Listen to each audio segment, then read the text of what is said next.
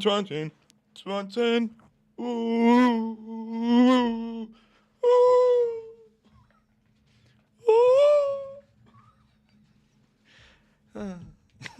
Trinken wir erstmal was. Achtung.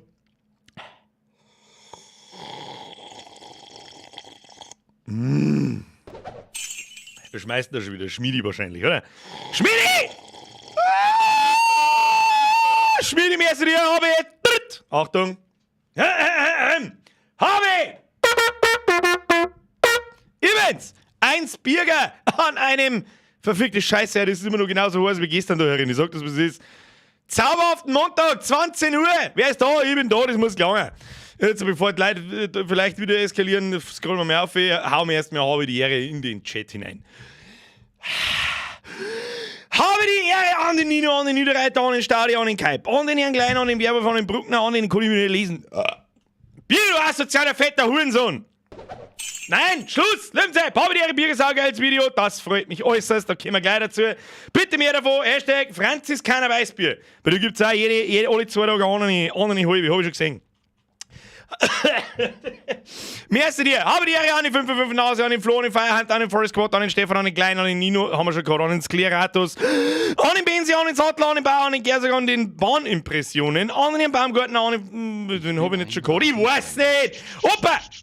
Ich haus lieber dir ein. Ihr Vollidioten. Nein! Schluss! Aus! Pfui! Opa, merci dir. Jones! Hab schon lange nicht mehr gespielt. Jones! Ich glaube, den Namen lese ich aber auch zum ersten Mal. Und wenn, dann ist das letzte Mal wirklich unfassbar lang her, Alter. So, jetzt bin ich mal gespannt, was da heute los ist. Denn, Löwenzepp, merci dir, im Sommer hauptsächlich Franzl. Sonst steht er wie Nahbecker dort. An das erinnert ich mich noch. Schau, langsam kann ich mir sogar merken, was du den ganzen Tag schreibst. So, wie schauen wir aus? Jetzt lassen wir mal die Leute einer schwarm und überhaupt und sowieso. Und dann schauen wir mal weiter. Wir werden heute sehr viel schmerzen. Ne? Also ich werde euch, glaube ich, relativ wenig mit, wie soll ich sagen, mit Action-RPGs sind Gameplay-mäßig zum Zuschauen, wenn du nicht selber spielst und wenn du nicht selber voll drin steckst. Relativ langweilig zum Anschauen. Nein, nicht relativ langweilig, sie haben beschissen langweilig zum Zuschauen. Sage ich dir, wie es ist, kann ich verstehen. Ich habe mir aber gedacht, nach dem Video gestern, das sehr gut bei euch angekommen ist, um Gottes Willen, das Ding hat, und da habe ich nicht damit gerechnet, das sage ich dir, was ist, wir haben ja mitten im Sommerloch. Gestern der heißeste Tag des Jahres, ich meine gestern, dass ich verrecken muss. Hat knapp 19.000 Aufrufe. Das sagt mir so viel wie, ich kann's noch. Das letzte Kruzifix ist ja doch ein bisschen her. Und, oh ja, Alexander Lautmeier, da haben wir beim ersten, das sind die alle die Schiene. Jetzt hat's euch ihr verdammten Bauern-Dimpfen, Alter. Das ist okay. Jetzt pass auf. Wir kommen in die Kommentare noch was suchen. Jetzt pass auf, suchen wir noch Find. So, jetzt pass auf. Sehe ich da Anzahl von Kommentaren? Ich weiß nicht. Pass auf. Ihr hat's so geil. Ich liebe es, wenn Pläne funktionieren. Opa! Wer nicht liked, der muss sich vom Blizzard-Vorstand bucken. Ja, irgendwie jeder, der das Spiel installiert hat, muss sich vom Vorstand bucken. Also auch ich und auch du, Opa. Muss ich scrollen. Warum? Ja, ich kann es leider nicht rauslassen. Weißt du, da sitze ich da. Herr Keib, merci! Wolfeck!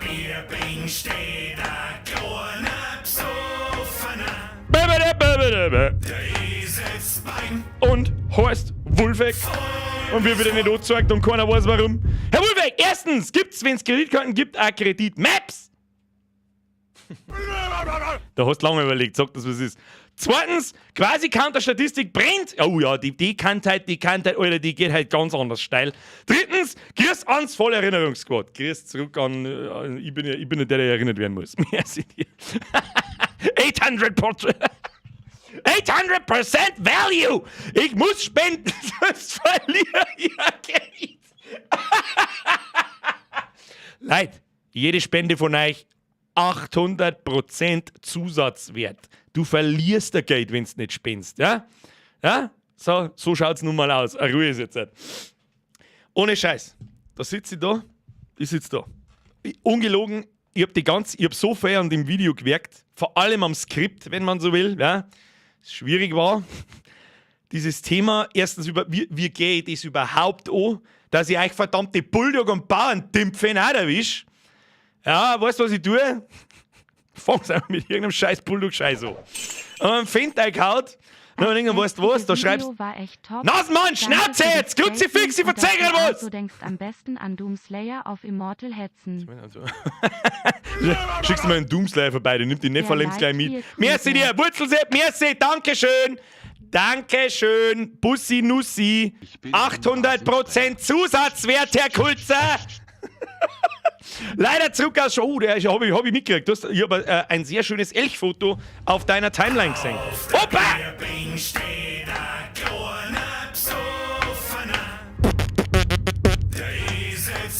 Da ist er schon lang. Opa Bussi auf das Nussi. Merci für deine Mitgliedschaft.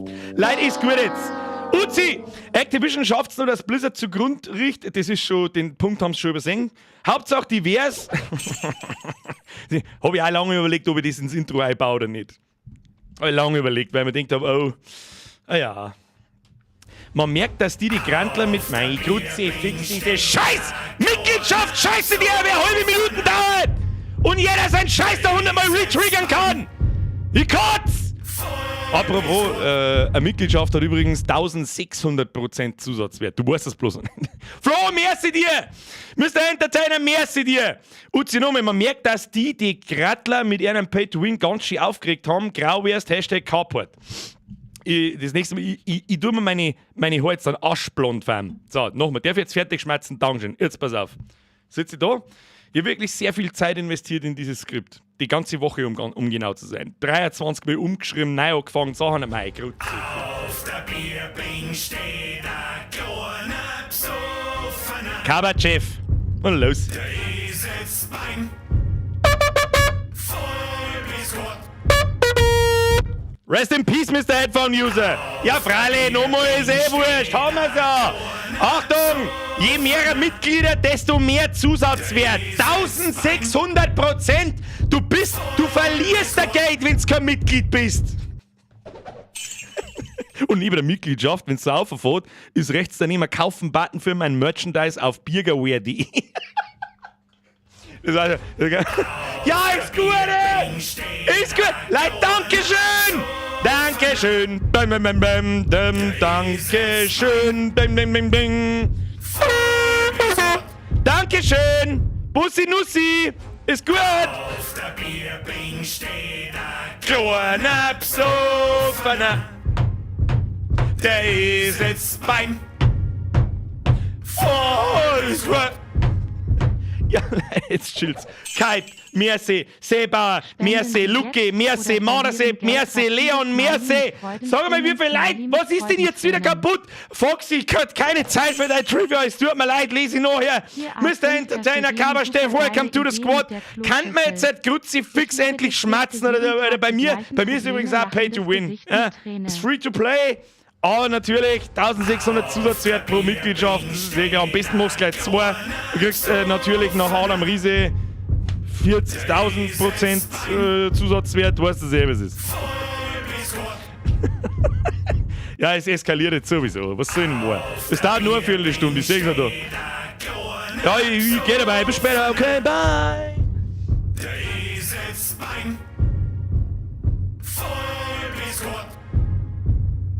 Haben wir es jetzt dann? Nein, haben wir nicht. Mario! 800%! Alter, 3 Euro sind quasi 1400%! Ja. Schau, und beim Klausi hat es funktioniert. Das nennt man dann Wales.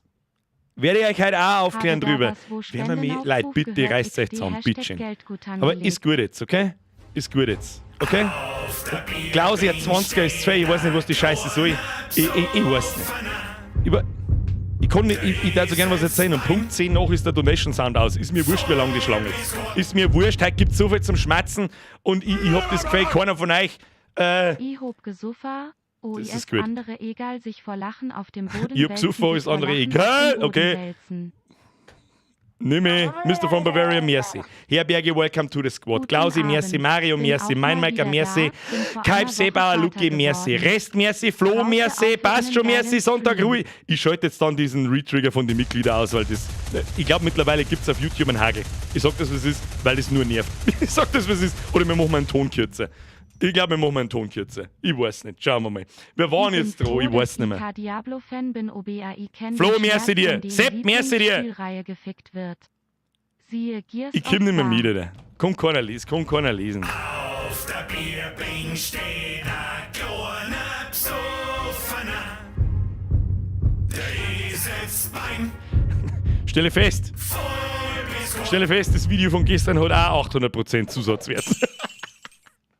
Kaufen Jetzt Sie kennt's jetzt, euch. sonst Alter. verlieren Sie Geld. Was? Kaufen Sie Hashtag jetzt? Geldgeiler Wichser. Leute, ist gut jetzt, okay? So, wir waren jetzt der letzte, ich weiß nicht. Ich sag das, was es ist, Ton aus, weil sonst raste ich aus. Wer immer gerade dazu wird, Leute, vielen herzlichen Dank. Hier ist, was jetzt dann gleich kommt, ich weiß nicht, wer dran war. Sonntag, Ruhetag, passt schon, merci. Hier ist merci, Basti, merci, Corbo, merci, Columbus, merci, Bavarian Player, merci. Leute, der Stream hat 40.000%. Wenn wir so weitermachen, dann kann ich meinen Charakter in Diablo Immortal voll ausleveln. Ich darf so gern schmerzen, aber es geht nicht. So, es hilft nicht. So, also jetzt passt zu Wort. Wo haben wir stehen geblieben? Erst einmal Dankeschön fürs Video anschauen. Für alle, die sich heute den Stream geben, die das Video von gestern nicht gesehen haben. Kruzifix, habt ihr keine Kreditkarten? Die tun das jetzt. Das Ding dauert 20 Minuten, dann lasst ihr den Stream zurück auslaufen und schaust dann von vorne. So.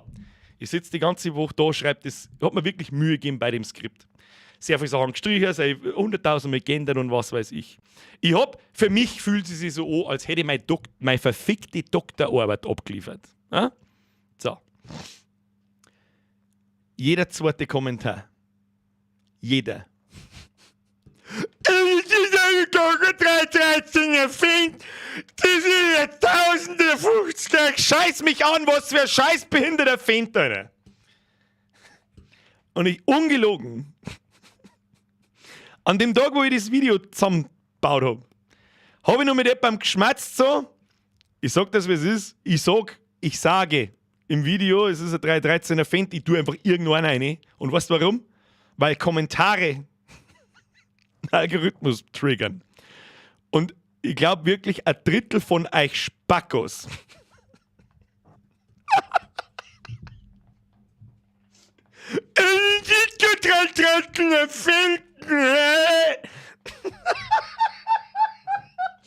Es ist so geil, Alter. Ich kann es ja nicht beweisen, dass das der Plan war. Ja? Aber ich sag's euch, was ist das wahr? Und er hat mehr als gut funktioniert, Alter. Jeder zweite Kommentar. Und wenn es nicht jeder zweite Kommentar über den scheiß Feind gegangen ist, den ich 4 Sekunden auf einem 20-Minuten-Video einblend, dann waren es meine grauen Haare, die eigentlich gar nicht so grau sind. Aber die Bürgerin hat auch gesagt, Alter, warum schauen deine Haare da so grau aus? Also sage ich, ja, das sind halt die LED-Strahler, was soll ich machen? Ist mir wurscht, aber jetzt bin ich der C-Fixer. Der C-Fixer, der macht Blizzard-Hand. Gibt's ein schönes Mimi im Discord-Server. So. An alle, die sich jetzt getriggert fühlen, so, oh, fuck, ich bin reingefallen, ich gar kein Fan. Es ist mir so Scheiße nochmal egal, was das für ein verfickter Drecksfan ist. Aber ich hab jeden einzelnen von euch Kackspackos damit erwischt. So schaut's aus. So, Leute, was ist mit euch da im Hintergrund? Nicht einmal, wenn der Ton läuft, nicht einmal, wenn ich mir drauf aufpasse. Der Leute einfach weiter. Was ist mit euch? Bierbang, Leon, passt schon, merci dir. Zitronenbam, 0,001% deines Charaktervolllevel. Und mittlerweile bin ich sogar der Meinung, 100.000 Euro reichen nicht. Warum? Werden wir uns halt anschauen. Marion Schredder, merci für 5,55. Zusatzwert! Wo ist der Zusatzwert? Arledas, Spendenaufruf, alles klar, da sind wir dabei. Na, Arledas, ein 20 Fett, bitte, Leute, reicht's euch jetzt zusammen? Ich verstehe die Frage nicht. Andal! Nein, die Vollbier-Squad-Hymne muss bleiben. Dann hört's auf, den Scheiß da 100.000 Mal zum Retriggern. Ich kann es euch auch nicht ausschalten. Es ist der 800% Zusatzwert. Sagen wir so ist es. So, also, jetzt bei sowas. Das war das Erste, was mich sehr belustigt hat. Ja. Meine graue Haare, mir scheißegal, ich würde auch hätten, was soll ich machen? Ich darf es ja feiern, wenn ich ganz grau war. Bin ich aber heute nicht ansatzweise, aber es schaut halt wirklich aus, als hätte ich einfach stockgraue Haare und der Bart war braun. Was ist das, was soll das? Ich verstehe es auch nicht. Ist egal. Ist egal, drauf geschissen. So, jetzt pass auf, was die haben wir heute. Ich werde euch nicht mit so viel Gameplay nerven, habe ich schon gesagt, weil Diablo halt einfach relativ langweilig ist zum Zuschauen. Erst einmal zwischendrin nochmal vielen Dank an alle für die Donaterei. Ihr wisst, dass ich da drüber rage. Ne? Ich hab, jetzt passt so was. Ich war, wie ich aufgehört habe zum Spielen, also ich wollte halt nicht einfach, ich habe gespielt bis Level 30, 31. Dann ist mir das, ich habe mich sehr viel damit befasst, ja, auch mit anderen YouTubern, die darüber was gemacht haben und so weiter und habe das dann versucht aufzuarbeiten und habe mir gedacht, das probierst du jetzt einfach einmal aus, ein Kruzifix zu machen, das halt nicht über irgendwelche Preisentrottel geht. Ja? Siehe da, wir haben 19.000 Aufrufe. Ja, die 70, die kriegen wir schon noch zusammen, währenddessen Niederschmerz. Opa, merci dir! Nein, nicht die 4000% Value Trap. Das war die 4000% Fent Trap, Alter. Firefighter Geili! Wieso sagt man deine Mitgliedschaft nicht? Also einblenden, das mag ich schon. Firefighter, welcome to the squad an alle neuen Mitglieder. Dankeschön, Bussi aufs Nussi. So, ich habe lange überlegt, was wir heute dann eigentlich deren. Und mir geht's auch, wir haben ja so ein bisschen eine zwiegespaltene Community, es sitzen einige herin. Wer spielt's? Wer spielt's? Hondo. Niemand braucht sich schämen, dass ich spiel's auch. Ich sag das, was ist, und das werde ich jetzt dann gleich sehr ausführlich erklären, warum. Es hat zwei Gründe. Erstens einmal, weil's, wenn du die ganze Pay-to-Win-Scheiße weglässt, dann ist es ein solides Diablo-Spiel. Aber, das Ganze rundherum, wenn du mit, wie soll ich sagen, da, hier, plus, ich spiel's, nope, kommt man nicht aufs Handy, ich darf es jetzt schon gern testen. Wirst du The Quarry vielleicht einmal anschauen? Ja, kommt im Oktober. Hallo Cory. Hab es eins probiert, war aber nicht meins. Ja, das ist aber auch 30 Jahre alt, mein Freund, dass das vielleicht nichts mehr ist. Ich spiel's nicht, es schaut halt aus wie Diablo 3. Es ist Diablo 3. Leicht abgespeckt. Fast nichts Neues. Ja, also mittlerweile bin ich Level 50. 51, glaube ich sogar. Und ich habe so weit gespielt, das ist, ja, das muss ich dann in-game herzahlen. Es ist ein solides Diablo, ja, aber es ist einfach Diablo 3. Es ist nicht mehr und nicht weniger. Ja, es gibt vielleicht da eine Mechanik oder da.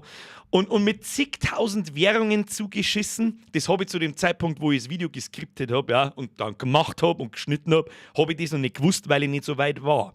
Aber gestern haben wir, ich spiele mit einem Spätzl, parallel haben wir reingesuchtet, wie ein Behinderter, weil, erstens, es macht Laune. Ja? Es gibt die Phasen, wo das Spiel Bock macht, da wo es schafft, die in diese im Video angesprochene Loot-Spirale reinzuziehen. Ja, ich habe schon lange kein Diablo 3 mehr gespielt. Hätte ich jetzt die letzte Season in Diablo 3 gespielt, hätte ich wahrscheinlich 5 Minuten gespielt und hätte gesagt, ja, aber jetzt keinen Bock nicht. Aber es funktioniert. Ja, und ich habe keinen Cent ausgegeben. Das ist immer nur das Allerwichtigste. Ich werde auch keinen Cent ausgeben. Obwohl es mich schon ein paar Mal so weit gehabt haben, da wo ich mir denke so, ja, jetzt wenn du den scheiß Battle Pass für 5 Euro kaufst, dann war es in Ordnung. Dann hat man gedacht, nein. Nein, mein Freund. Und den Datens kriegen von mir. Ich sag das, was ist. Ich habe, wie viel Playtime habe ich auf Level 50? Ich kann es nicht sagen. Ich darf jetzt einmal grob sagen, zwischen 50 und 20 Stunden. 15 und 20 Stunden. Nicht 50 habe ich nicht.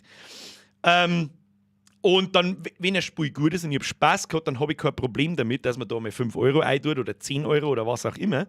Aber nicht, wenn der Rest rundherum so dermaßen ausgeschammt konzipiert ist, dass da aus jeder Pore deines Körpers die Kotze außertrieft. Ja? Darum mache ich das nicht. Ja, und ich habe mich gestern auch nochmal und auch heute Nachmittag nochmal mit anderen Leuten befasst, die das ein bisschen genauer angeschaut haben. Was da für Psychotricks drin sind und so weiter. Ich sage das, was ist, das, wenn ich vor dem Video schon gewusst hätte, dann war das Video 3/4 Stunde lang gewesen. Und das werden wir uns jetzt einfach einmal ein bisschen live demonstrieren, am Game anschauen, an die Leute, die wissen, wie solche Spiele funktionieren. Habt Nachsicht, ich versuche das dem Fendbauern-Dimpfi zu erklären, okay? Ja, der weder weiß, was Diablo ist, noch sonst irgendwas, aber vielleicht auch mal irgendein anderes Handy-Mobile-Game spielt, da wo genau die gleichen Trick-Mechanics drin sind, um dir das Geld aus der Tasche zu ziehen, wie in Diablo auch. Bloß in Diablo sind halt alle. Haben alle diese Mechaniken. Dass man sein Geld zum Beispiel in so eine Währung umwandelt, ist in alle Spiele so. Das ist in alle Mobile Games so. Aber dass man das dann da ist nicht, das ist kein Zufall. Du musst wenn du dich damit nicht befasst, du musst dir darüber bewusst sein, dass das kein Zufall ist, warum da 800% Zusatzwert steht. Also der 800% Zusatzwert ist halt deswegen so lächerlich, weil er in keinerlei Bezug zu irgendwas steht. Das ist einfach eine völlige Magic Number. Die ist einfach erfunden. Die Frage, warum 800 und nicht 1200? Verstehe ich nicht, ich kapiere es nicht. Birger mit grauen Haaren ist kurz vor seiner Weiterentwicklung. Kurz darauf, Birger digitiert zu. Ultra Grey Birger. Du musst erst 5.000 Euro zahlen, dass 2013 Aggressor wird. Richtig. Ja, that's the principle. So, spulst du den Scheiß wirklich nochmal? Das hat zwei Gründe, warum ich momentan... Ich werde weiterspielen, sage ich dir, was es ist. Ich bin jetzt Level 51, Kleidern, das werden wir miteinander.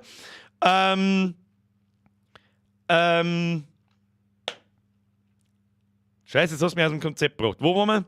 Und ich spiele es deswegen, weil es einfach Spaß macht. Ja? Free-to-play macht Spaß. Und ich möchte wissen, wann diese Paywall kickt. Ja? Was ist eine Paywall?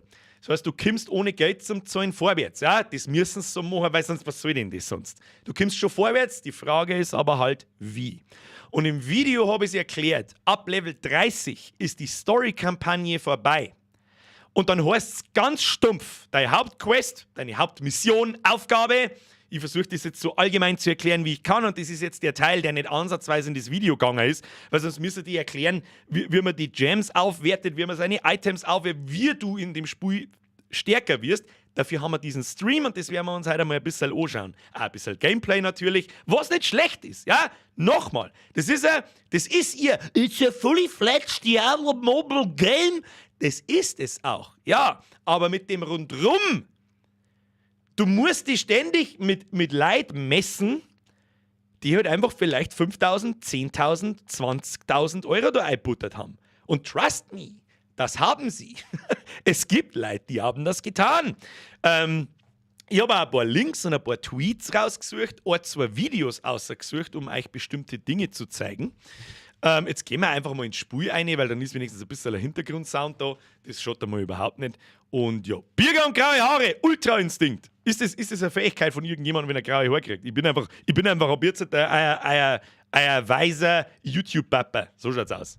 So, jetzt machen wir das Spiel, Kruzinal fucking Feier. So schaut's aus. Das ist auch das Allergeilste. Das ist so geil. Wie laut wollen sie es haben? Weiß ich nicht. Ich schalte jetzt einmal um. So, wie Sie sehen, wo bin ich? Da ist wieder, nein Gott, ich Volldepp. Hab natürlich Video aufgenommen, habe wieder keine Logos da und nix gesehen. Ich bin irgendwo auf der anderen Seite hinten. Mein Kruzifix nicht mehr, wieder null vorbereitet, Birger. Null. Bin schon da. So, das Geilste ist, wenn du die... Wer ist da? Arlidas, Birger the Grey. Merci für dein Resub. Besser gesagt, nicht Mitgliedschaft. Habe ich wieder irgendwelche Leute übersehen? Ich hoffe nicht. Jetzt wird fei. Lernt euch zurück, holt euch eine kalte halbe, Alter. Wir schauen uns jetzt das an. Und wenn ich nur einen von euch erreiche damit, zum Verstehen, wie diese Dinge funktionieren. Ich verstehe es ja auch nicht ganz, ja. Es ist nur, wie es mir ich denke, teilweise, wie ich es mir erlesen habe, teilweise, wie ich es aus anderen Videos habe, was recht legit klingt für mich.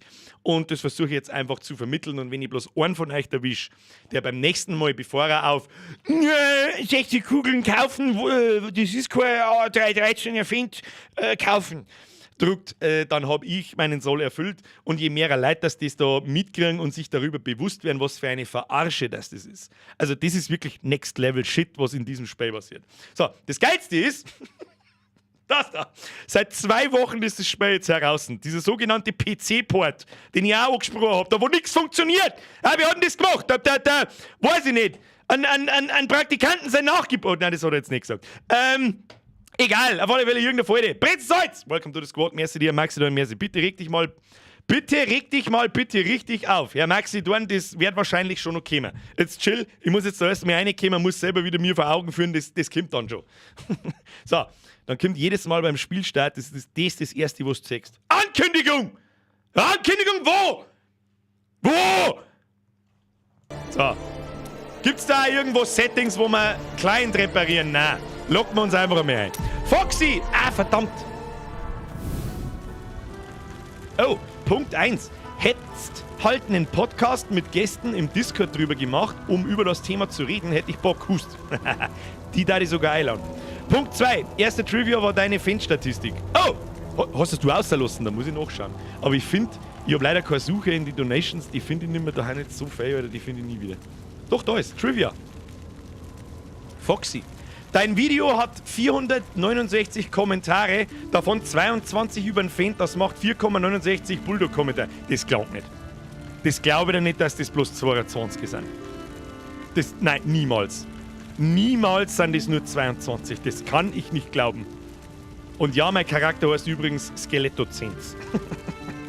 Ich bin übrigens eine Necromancer-Klasse und ja, so. Foxy, das kann ich nicht glauben. Das werde ich nur mehr nachzählen nach dem Stream. Sag ich dir, was ist. So, Ruhe ist. War anfangs prozentual mehr. Doch, die Suche spuckt das aus. Okay, du musst auch die Kommentare fast halbieren, weil ich fast jeden Kommentar beantworte. Dann haben wir schon bei 10%. So, 10% Bauerntümpfin.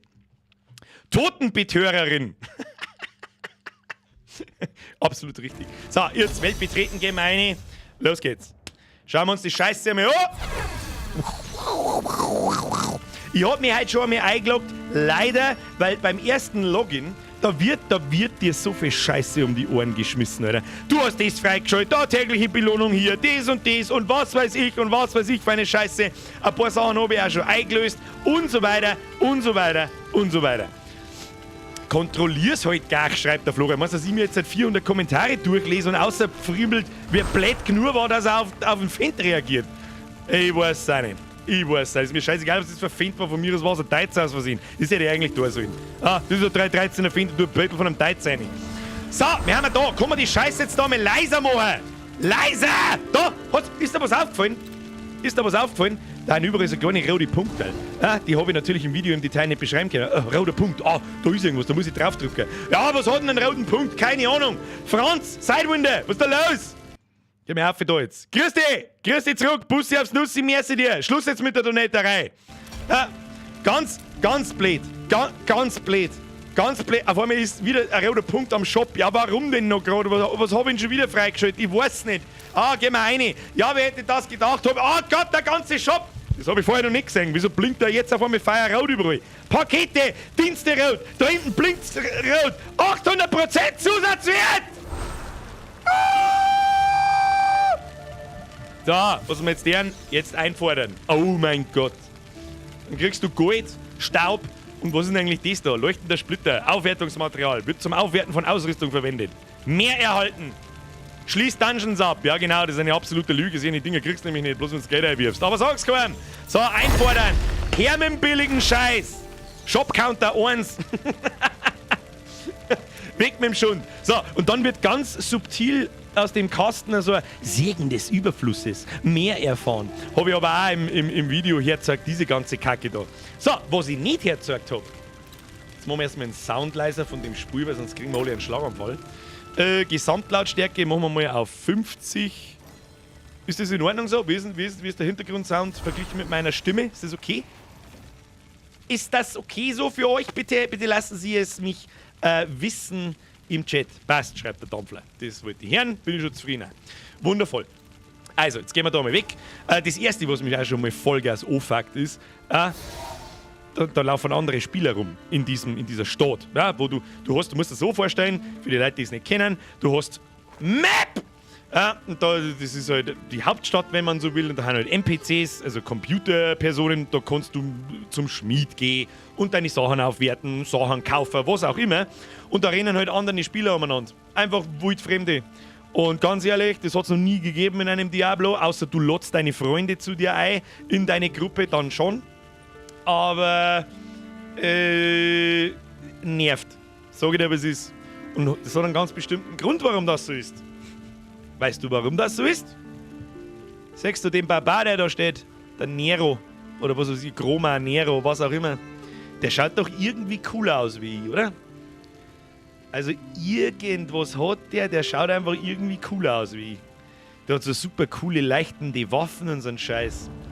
Und was kann jetzt das? Keine Ahnung. Natürlich verkaufen sie solche Skins für 25 €. Oder, sagen wir human, nur der eine Sammler. Gehen wir in den Shop. Achtung, Shop-Counter. Habe ich euch schon gezeigt. Diese sogenannten Skins sind da Accessoires. Ja. Schauen schon cool aus, brauchst du nicht runter. Was sie sich bei dem jetzt da gleich gedacht haben, weiß ich nicht. Ja. Ich weiß nicht, warum ich 16 € zahlen soll, damit ich ausschaue wie der verdammte Hofnarr. Weiß ich nicht. Aber unten gibt es natürlich noch einen Reiter mit Sammler. Und da ist ein Diablo 2 Skin drin. Ja, das ist ein Rüstungsset aus Diablo 2. Ich wiederhole, dieses Spiel ist 22 Jahre alt und kostet da unten nicht 1000 Kugeln, sondern, wieso kosten denn die da eigentlich 1500? Ich war doch da gerade bei den Standards. Wo ist denn da unten? Der kostet 1000? Jetzt warte mal, Alter, das habe ich selber noch nicht gesehen. Wieso? Was ist an dem anders? Jetzt pass mir auf. Cosmetics Set. Das ist diese Eistussi. Und der Sammler? Wo ist denn da der Unterschied? Das Ding da. Mögen mich die verarschen? Das Ding kostet also 8 €.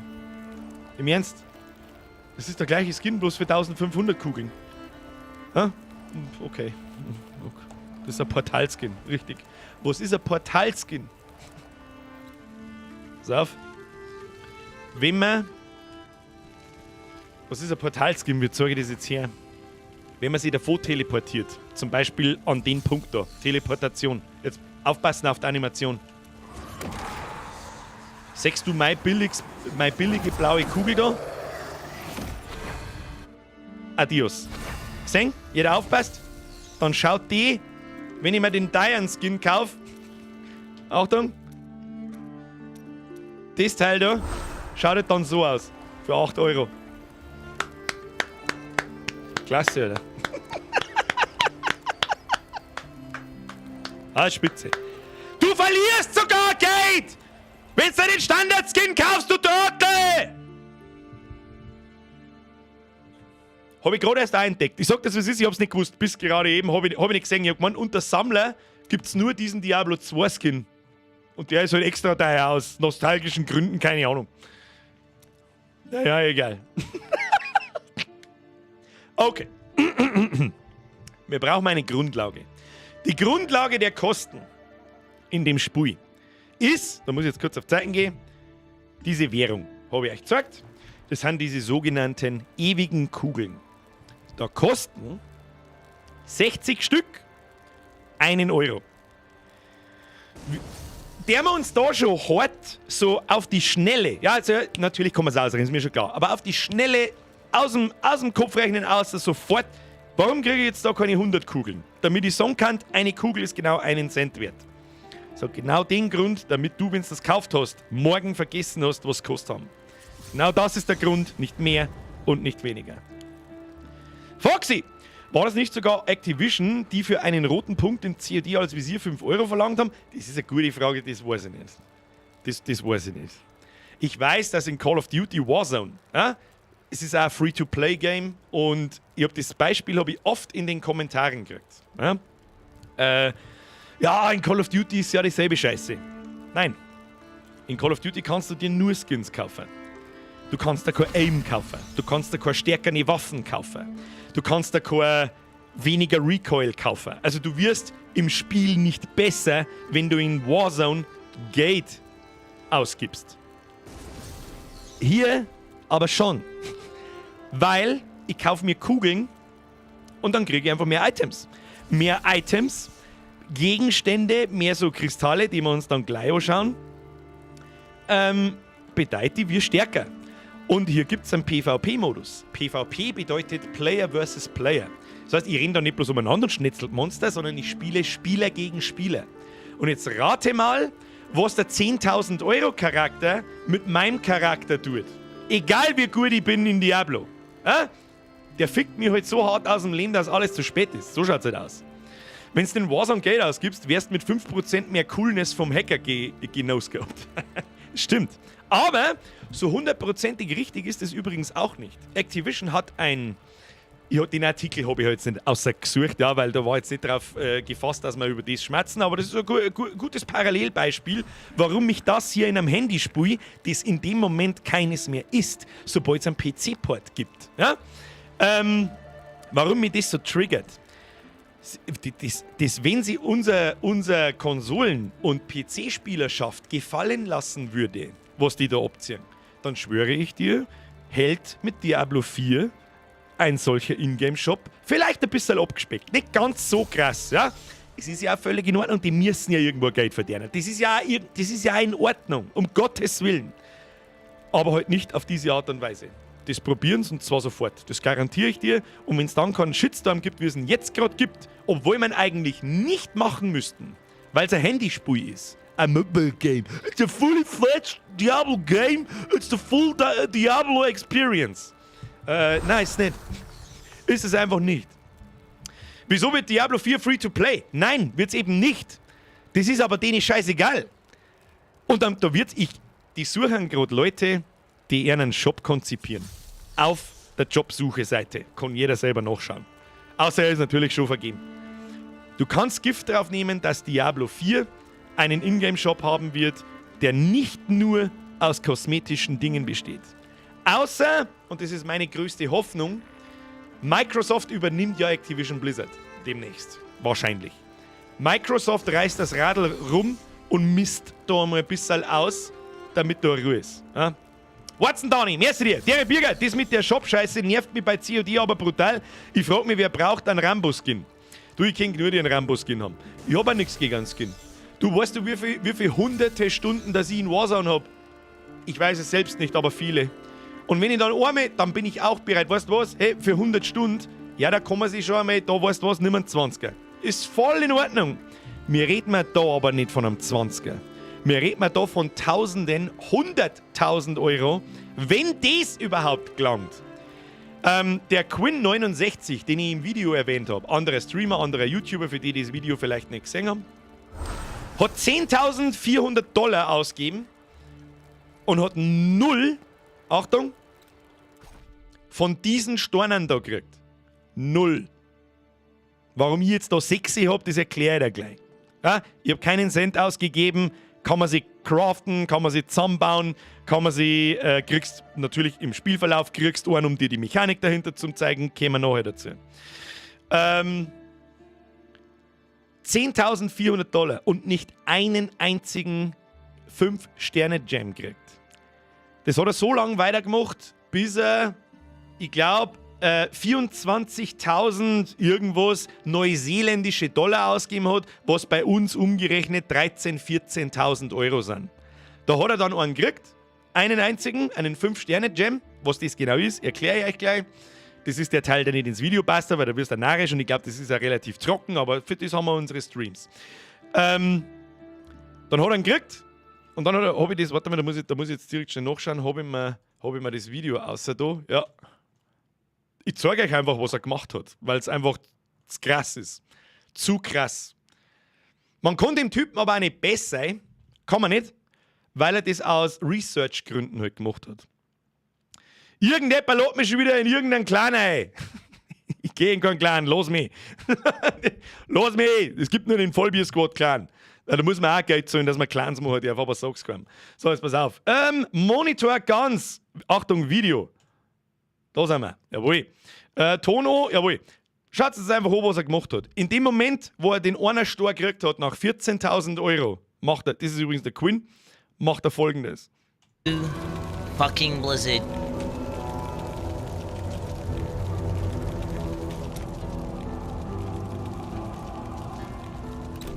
Fuck this dog shit game. Fuck this dog shit game. Fuck that trash. Seriously, fuck everyone should quit. Delete your accounts. Fucking quit this dog shit game. Nicht der Schreck ist oder Neuseeländer oder ein bisschen ein Dialekt. Let's get the fuck out of here, boys. Shit, man. Ich krieg keine Epilepsie mit deinem Chat, guter Mann.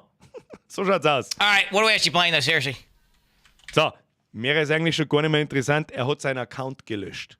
Er hat die 14.000 Euro einfach gelöscht. Live im Stream, die sind weg. Unwiederbringlich weg. Das war schon eine harte Nummer. Das war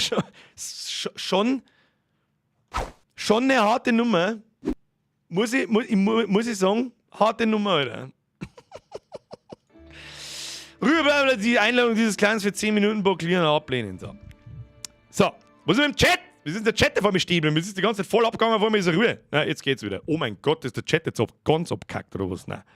Future Flo, die haben alle Kreditkarten, Alter. Furchtbar liebe Grüße. Du hast offensichtlich auch nicht. Merci dir. Bussi aufs Nussi. Danke an den Rest übrigens auch. So. Und ich fries mein Gürtel, wenn's runterfällt, weil es ein Geld kostet. Und ich friss mein Gürtel, weil es runterfällt, weil es ein Geld kostet. Du bist da sehr der Zipfel, Odin. Das Game war halt er dann vermutlich auch gelöscht und deinstalliert haben. Ja, Glocken ist ja richtig. Das ist das, was jetzt in der nächsten Hälfte des Videos noch gekommen wäre. Da deinstalliert er das Spiel. Das ist jetzt auch keine große Kunst, das Spiel zum Deinstallieren. Das kann er hier auch vormachen und dann weiterspielen. Aber egal. So, was? Du bist stehen bleiben! Ihr Zipfen. So, also, jetzt bei Obacht. Warum spiele ich noch weiter? Das hat ganz einen einfachen Grund. Erstens, wenn ich schon ein 20-Minuten-Video mache und mich über das Thema aufreg, dann möchte ich auch ganz mitschmatzen können. Ja? Und das am eigenen Leib spüren. Was richtig hart asozial war, habe ich im Video erklärt. Du wirst Level 30 und dann ist deine Quest werde Level 35. Auf die asozialste Art, die es gibt. Also irgendwelche Grind-Mechaniken halt machen, die ich mir allerfrühestens im Late-Game, später, wenn ich Level 60 bin, eingelos. Und das dauert eine Zeit. Sag ich dir, wie es ist, das dauert eine Zeit. Und das war sogar noch relativ human. Von Level 30 auf 35 ist das einigermaßen gegangen. Es ist einigermaßen gegangen. Warum? Weil ab dem Punkt die ersten legendären Gegenstände gedroppt sind. Extrem wenig, ich habe mitgeschrieben. Ungelogen. Wir haben immer zu zweit unterwegs gewesen, ja, und jeder kriegt sein eigener Loot. Also wenn der Boss was fallen lässt, Gegenstände fallen lässt, krieg ich meinen Teil und der andere seinen Teil. Wir nehmen uns nichts gegenseitig, das ist jedem sein eigenes Ding. 40 Stück. 40 Portal-Runs. 40. Und ich habe er nicht, er hat noch gar keinen. Ich habe einen regulären solchen Stor, die da drin sind, diese farbigen Dinger da. Um die geht's eigentlich. Das ist das, was die im Spiel stark macht. Einen einzigen sicheren Stor kriegt. Auf Rang 1. Stern 1. So. Was genau heißt das? Kann man das nicht irgendwie verschirmen oder so? Nein. Folgendes. Diablo kennst du normalerweise. Du farmst und dann fallen Gegenstände raus. Ja, eine Brustrüstung, ein Helm, Schulterpanzer und so weiter. Ja, und Ringe und Amulette und so weiter. Und die haben bestimmte Werte. Die haben in dem Spiel so verfickt simpel gemacht, dass der letzte Volltrottel versteht. Leben 465. Attribute 2, je höher, desto besser. Und ein magisches irgendwas, mehr erkennen sie nicht. So. Findest du einen besseren Helm, tauscht ihn aus, fertig. Aber jetzt sind das ist auch optisch sehr schön dargestellt. Es gibt zwei verschiedene Gruppen von Items. Einmal so, ich nenne es jetzt einfach einmal Sekundär-Items und da drüben Primär-Items. Früher, nochmal, du spulst und kriegst vielleicht auch immer wieder das gleiche Item, ja, die gleiche Waffen, die gleiche rote Sichel da herunten, bloß mit besseren Stats, ja, mit besseren Werte da drauf, die zufällig rollen können. Und dann tauschst du das aus. Jetzt haben diese Waffen aber einen Sockel, einen bestimmten Sockel, sagen wir es so, weil Sockel hat es vorher auch schon gegeben. Und in diese Sockel, Achtung, das ist jetzt übrigens, man kann da ausnahmsweise mit dem Mausradl scrollen. Rechts in dem Inventar kann man nicht mit dem da, das kann ich machen, das ist wichtig. Das geht mit dem Mausradl, das geht. Aber wenn ich da jetzt mehr Items erinnere, dass da ein Scrollbalken ist, dann muss ich so komisch umeinander ziehen, da geht das Mausradl. Wer diesen PC-Port gemacht hat, der gehört so geschlagen. Der gehört taucht, Alter. Der gehört im Freibad einmal eine Viertelstunde lang taucht. So, haben wir diesen Stor. Da ist bei mir jetzt der Blitzkern drin. Und dieser Blitzkern hat ebenfalls wieder Werte. Und die werden ein bisschen komplexer. Ja? Zumindest, wenn man sich eine Spiele nicht kennt. Punkt 1, erhöht die Resonanz um 30. Bin ich schon da geguckt und habe mir gedacht, was Resonanz, was zur Hölle ist Resonanz? Keine Ahnung. Plus 12 Kampfwertung. Was ist Kampfwertung? Was tut? Weiß ich bis heute übrigens nicht so recht, was Kampfwertung bringt. Keine Ahnung. Und das Wichtigste an dem Stor: eure Primärangriffe und Bewegung laden euch mit Elektrizität auf. Bei voller bla bla bla bla bla bla und dann passiert irgendwas. So. Und wenn du den Stor in die Waffen einsteckst, übertragt sie das auf deinen ganzen Charakter. Ja? Und der ist eigentlich genauso stark wie das ganze Item an sich nochmal und noch viel stärker durch diese Fähigkeit, die da drauf sein kann. Ja, gibt es verschiedene mit verschiedenen Fähigkeiten, manche stärker, manche schwächer und so weiter. Was ist jetzt Resonanz? Da habe ich auch nicht schlecht gestaunt. Resonanz ist das da herum. Was macht Resonanz? Erhöht die Grundattribute der Ausrüstung. Deine Grundattribute sind in jedem Rollenspiel das Wichtigste, das Kernelement deines Charakters. Jeher diese Attribute, ja, hat jeder mit Sicherheit schon mal gehört, Stärke, Intelligenz, Willenskraft, Ausdauer, bla bla bla, desto stärker ist der Charakter. Ganz einfach. So, jeder dieser Storne, jeder einzelne, maximal 6 Stück, hat diese Resonanz drauf. Ja? Stufe 1, glaube ich, 15, Stufe 2, 30, Stufe 3, 60 und so weiter. Und das erhöht die Grundwerte von allen deinen Attributen insgesamt um 8,25%. Mehr Resonanz, mehr gut. Das heißt, diese Storner sind das Wichtigste, was es in dem Spiel gibt. Natürlich sind deine Items auch wichtig, was da drauf ist, aber nicht ansatzweise so wichtig wie diese Steine, die du da einsetzt. Ist das einigermaßen nachvollziehbar? Ja? Diese Mechanik dahinter ist einigermaßen nachvollziehbar. So, zweite Mechanik und jetzt wird's asozial. Jetzt wird's richtig asozial. Ich weiß nicht, ob da noch was anderes kommt an Mechaniken zu den Items und wie man die aufleveln kann und sonst irgendwas. Ich bin jetzt Level 51 oder 50. Fabian! Merci für die Mitgliedschaft. Grotzer, merci für den Euro. Scheiß auf Diablo, zock mir nix. Never fucking pay to win. Merci dir. Raiden, merci für den Euro.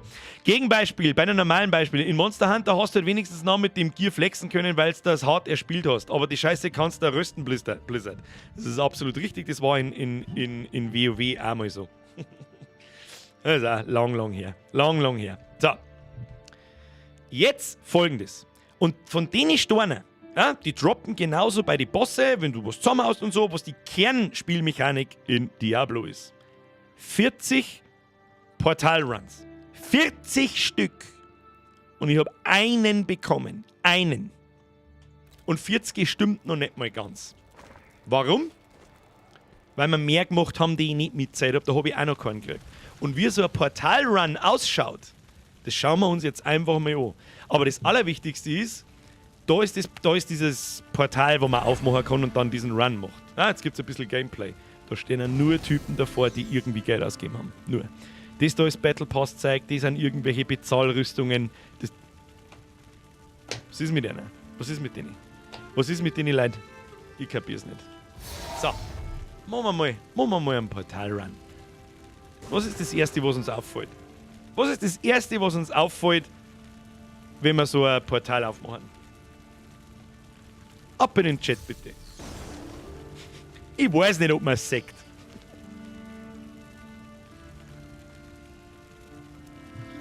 Fabian, merci dir! Nur ein Fünfer hinten neu! Bussi aufs Nussi. Schluss jetzt. Welcome to the Squad. Danke für die Mitgliedschaft. So. Das Erste, was uns natürlich auffällt, ist, dass ein riesengroßer Text, der so groß, der größer ist als mein Schädel, mir sagt, fügt Embleme hinzu, um Portale zu verändern und mehr Belohnungen zu erhalten. Liebes Blizzard, ich bin Level 51. Ich weiß, das müsst ihr mir nicht jedes Mal sagen, wenn ich diese Scheiße da aufmache. Und ich habe Embleme. Ja? Kostenlose Free-to-Play-Embleme. Und das sind die Bezahlembleme. Habe ich auch schon eins gehabt, habe ich geschenkt gekriegt. Ja? Im Laufe des Spiels bei Level 45 oder so. Machen wir jetzt nicht. Wir schauen uns jetzt Wir schauen uns jetzt einmal so einen Portalrun an, ohne jedes Emblem, ohne alles. Meine Belohnungen, mysteriöser, legendärer Gegenstand.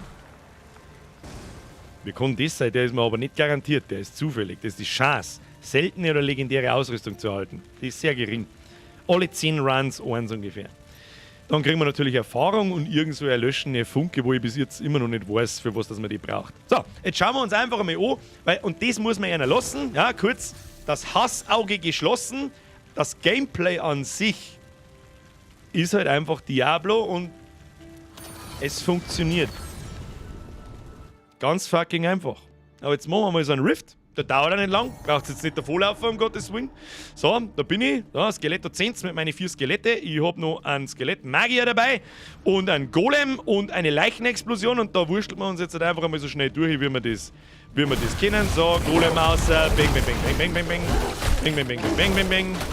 Prügel die Viecher zusammen, lass die Viecher explodieren. Los geht's. So, den Golem kann ich umeinander schicken. Da ein paar Viecher zerpimmelt. Ja, einfach drauf.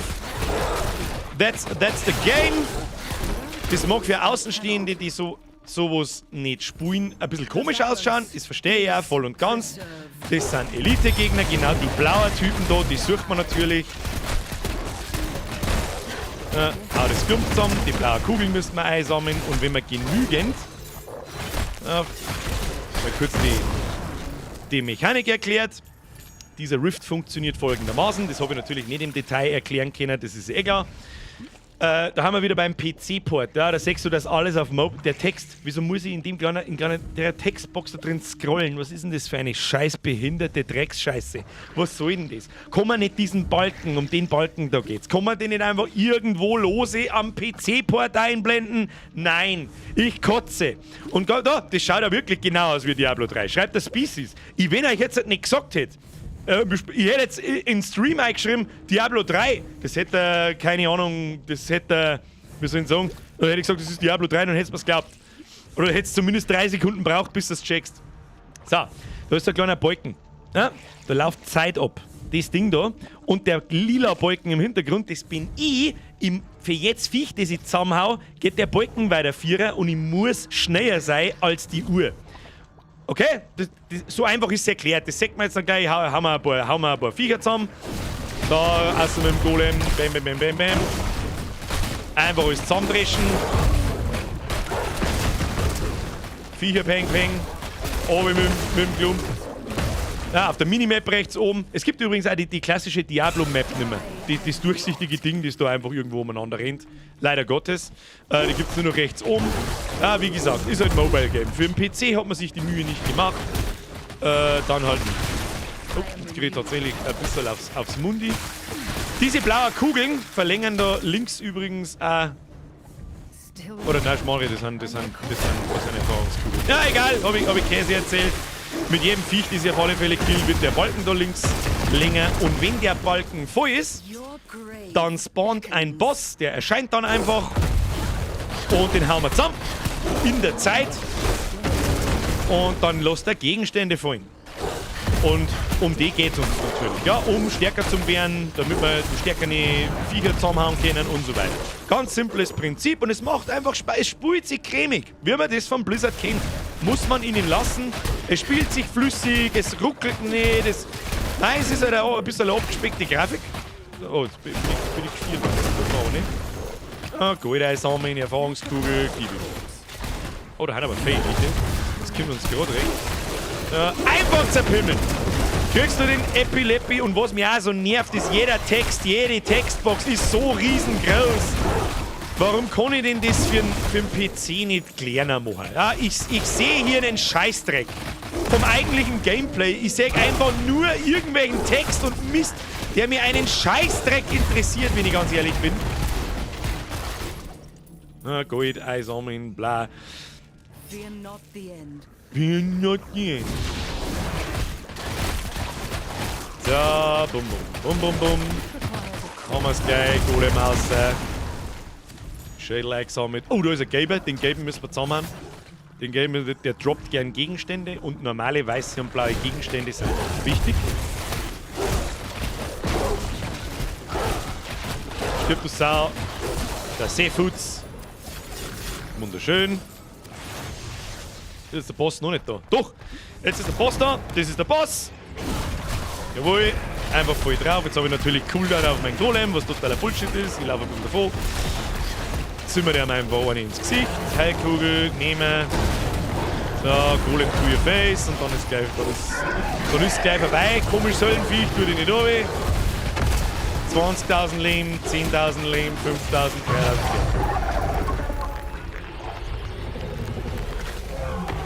3.000. I didn't get a chest. I didn't get any legendary gem. Und das ist der Loot. Die Gegenstände, die er fallen lässt, die wir kriegen. Nicht einmal ein weißes ist dabei, warte mal. So ein Scheiße sammeln da. Ein gelbes Item, 3 blaue Items.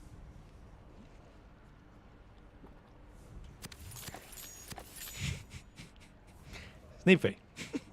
Ist halt nicht viel. Aber das war jetzt auch so ein Run. Wie lange haben wir gebraucht? Gut, ich habe ein bisschen umeinander gelabert natürlich, wenn du da im Flow bist. Das ist der ganze Loot, den ich habe. Den habe ich vorher da teilweise schon drin gehabt. Da kann mein Mauszeiger nicht scrollen, leider Gottes. Ich muss da umeinander ziehen wie so ein Smartphone-Mongo. Ja. Nix gekriegt. War total umsonst. Portal verlassen. That's the fucking game. Und das habe ich 40 Mal gemacht, bis mir so ein Legendary-Teil droppt ist. So ein Stor, um den es geht. Der Extremmann schreibt, perfekt, Nephilim im Portal ist genauso wie in Diablo 3, aber im 3er ist um einiges besser. Da ist das Gleiche. Da ist das Gleiche, aber du kriegst mehr Loot. Du kriegst die Wahrscheinlichkeit für den Drop ist her, je nach Qualstufe. Das ist was anderes. Kannst du nicht die Schwierigkeit aufschrauben für besseren Loot? Nein, kann ich nicht. Alles, was ich kann, das wird doch bald langweilig, oder? Odin, ja, wird's auch, wenn du keinen Progress mehr machst. Und Progress, also Fortschritt, immer wieder eine kleine Belohnung kriegen. Heißt in Diablo, mal da ein Stor, der mich stärker macht. Mal da ein Item, das ein bisschen besser in Stats hat. Mal da ein Stor, der mir ein bisschen besser macht. Irgendwelche Materialien, die ich auf dem Weg sammelt. Wird zum Beispiel das ganze Zeug da, Runen und was es halt alles gibt und so weiter. Wo ich meine Items ausbauen kann und so weiter. Und es funktioniert. Aber so ausgeschammt, dreckig behindert, langsam, dass ich jetzt bereits anfange abzubiegen. Ich habe ja vorher gesagt, es kommt irgendwann mal der Punkt ab Level 30, da musst du dumm auf Level 35 leveln. Genau so, wie du das jetzt gerade gesehen hast. Genau so. Bin ich Level 35, dann geht es in der Story weiter. Dann mache ich genau 1 Stunde lang Story, bin Level 38, dann heißt es wieder, wir jetzt Level 42. Wieder mit dem Scheiß da. Dann komme ich wieder in Story für eine Stunde, mache 2 Level. Dann heißt es, Achtung, wo ist die Quest? Da. Erreicht Stufe 51. Das heißt, es kommt noch 3 Mal. Das heißt, wir machen jetzt Stufe 51, bin ich gleich. Das da unten ist mein XP-Balken. Das können wir jetzt miteinander schnell machen. Diese Menüs, Alter. Es gibt so viele Währungen, dass ich jetzt habe ich da wirklich ein paar Stunden Spielzeit drin. Ich kenne mich immer noch nicht genau aus, was ist das alles? Kampfpunkte, Aktivitäten, was kann ich da alles machen, was kriege ich da alles? Warte mal, jetzt fordert man mich ein, dann kriege ich einen Battle Pass, dann steigen wir Stufen auf. Pass auf. Stufe 51. Und jetzt darf ich in der Story wieder weitermachen. Ich verbringe teilweise nach jedem Run, nach jedem Level-Up mehr Zeit. Wie groß kann der Text eigentlich sein? Warum? Warum kann ich denn am PC-Port nicht hergehen und die Schriftgröße kleiner machen? Wer hat denn das gemacht? Was für ein Hurensohn! Gib mir einen Battle Pass, kriegen wir Sachen, da. Oh mein Gott, ein Legendary Store, den habe ich gekriegt aus dem Battle Pass, aus dem kostenlosen. Ja, den habe ich schon, dumm gelaufen. Warum ist jetzt da ein Button zum Shop? Warum ist da ein Button zum Shop? Ich mag nicht den Shop! Schaltet den ermächtigten Battle Pass frei, um außerdem zu erhalten. Und dann eine 5000... Was ist das alles da? Ich weiß nicht, was ist das für ein Motor? Was ist das da? Ich mag's nicht! Ich will es nicht! Da, den Lilan, den hätte ich schon gern. Hätte ich gern. Ich mag nicht zum Shop, halt dein Maul! Da, 10.000 Sachen, einfordern, irgendwelche Belohnungen. Keine Ahnung, 10.000 Sachen vorgeschlagen, was ich da soll. Was ist da? Adeptenpreise und Belohnungen des Pfads des Wunderkinds. Was für Wunderkind, Alter! Ah, das ist das nächste. Das habe ich gestern freigeschaltet. Mit jeder Stufen, Level Up, kriege ich was. Es ist im Prinzip der Battle Pass fürs Wunderkind oder was. Und wenn ich Geld zahle, also jetzt kriege ich das da. 225 so weiße Scheißmaterial. Was ist denn das, oder? Belohnung für... Was? Was? Was ist das?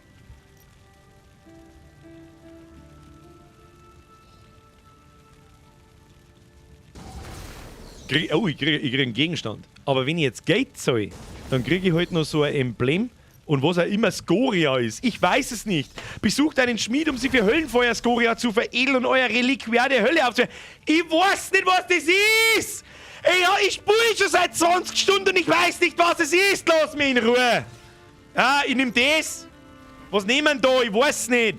Die Schultern da, die habe ich schon. Einsamer Bewahrer, Mantel des Verweilens. Was ist denn da der Unterschied? Keine Ahnung. Oder was hab mich ausgerüstet, habe ich das? Meine Schultern sind stärker. Kann ich nicht brauchen. Die da brauche ich. Leichenexplosion verursacht jetzt zusätzlich eine stapelbare Unterkühlung. Die nehme ich. Weiß ich zufällig, dass ich die für mein Bild brauche. Ja, deswegen nehme ich die. So. Und der Scheiß kostet ja bloß. Warte mal. Der kostet ja bloß 20 €. Hat das ist ein Schnipperl, das nehme ich mit. 400%! Du bist ein Trottel, wenn du das nicht kaufst, du Mongo, du! 20er ist ja nix!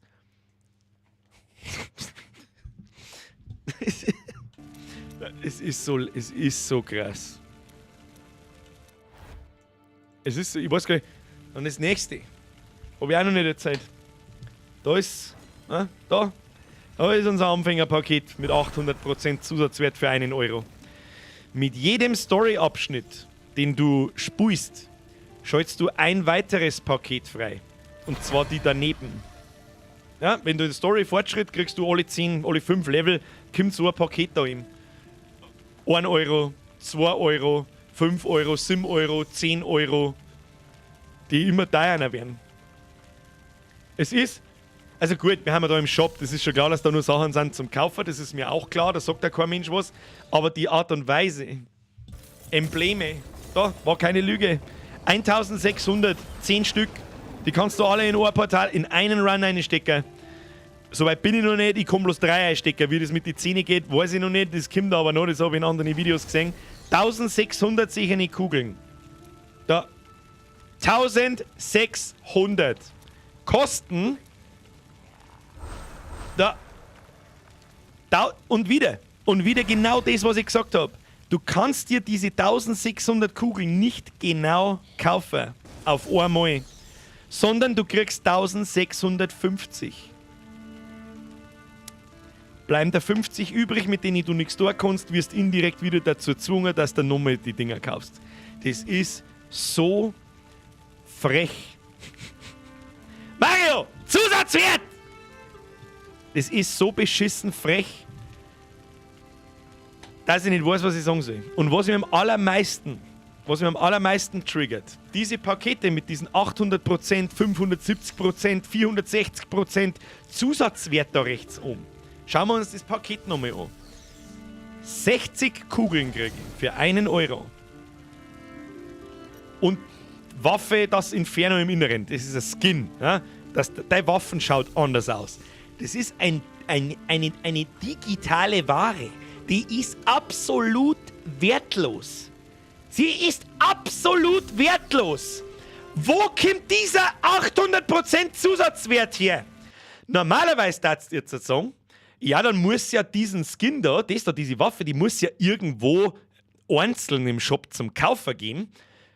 Für 8 Euro dann, ja, nach Adam Riese, für 8 Euro, wenn uns das da 1 Euro kostet, hat es dann 800% Zusatzwert. Ja, aber diesen Skin gibt es nicht zum Kaufen einzeln. Ich weiß nicht, woher dieser 800% Zusatzwert kommt. Ich weiß es nicht! Foxy!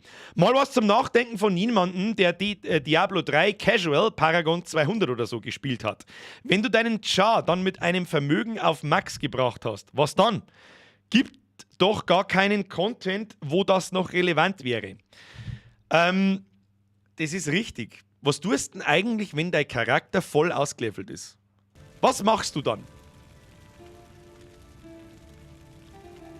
Das kann man sich aber in Diablo 3 2.1 auch fragen. Was machst du denn dann, wenn dein Charakter so stark ist, wie es geht?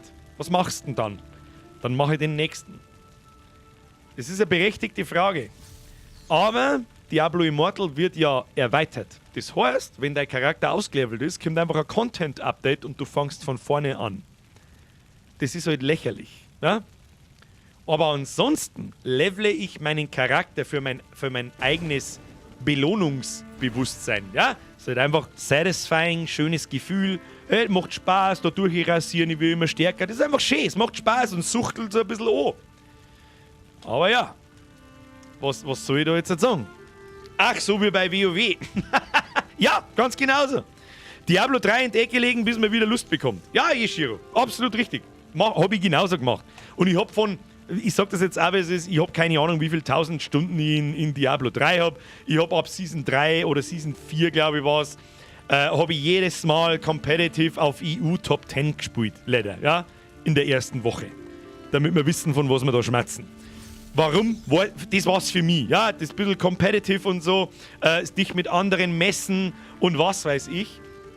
Aber ich darf es sogar feiern, ja, wenn ich mich in Diablo Immortal mit anderen Free-to-Play-Spielern messen würde, dann würde mich das Spiel absolut abholen und ich darf spielen und darf sagen, ja, okay, ist halt ein fucking Handy-Game und passt schon. Aber ich muss mich mit Leuten messen, die halt da $10.000 einstecken. Und da habe ich auch noch ein schönes Beispiel. Und jetzt, Freunde, wird's richtig. Das war noch nicht asozial genug. Jetzt wird's. Ich hab's nicht geglaubt. Ich sag das, was ist, ich habe es nicht geglaubt. Da ist er. Ich habe ein Video vorbereitet. Das lasse ich jetzt da einfach mal laufen und ihr versucht rauszufinden, was da los ist. Mr. Bavarian Redneck Moonshine, merci für die Mitgliedschaft. Das Problem ist, die Kids haben keinen Bezug zur Kohle. Sieht man auch an manchen Donos hier. Mega cool erklärt, Top-Job. Mr. Bavarian Redneck Moonshine, ich meine, ich muss natürlich, hast du absolut recht, ich muss auch manchmal so ein bisschen beim Maul halten, weil bei mir da herin werfen keine Kinder mit 100 Euro. Da bin ich mir relativ sicher. Ja?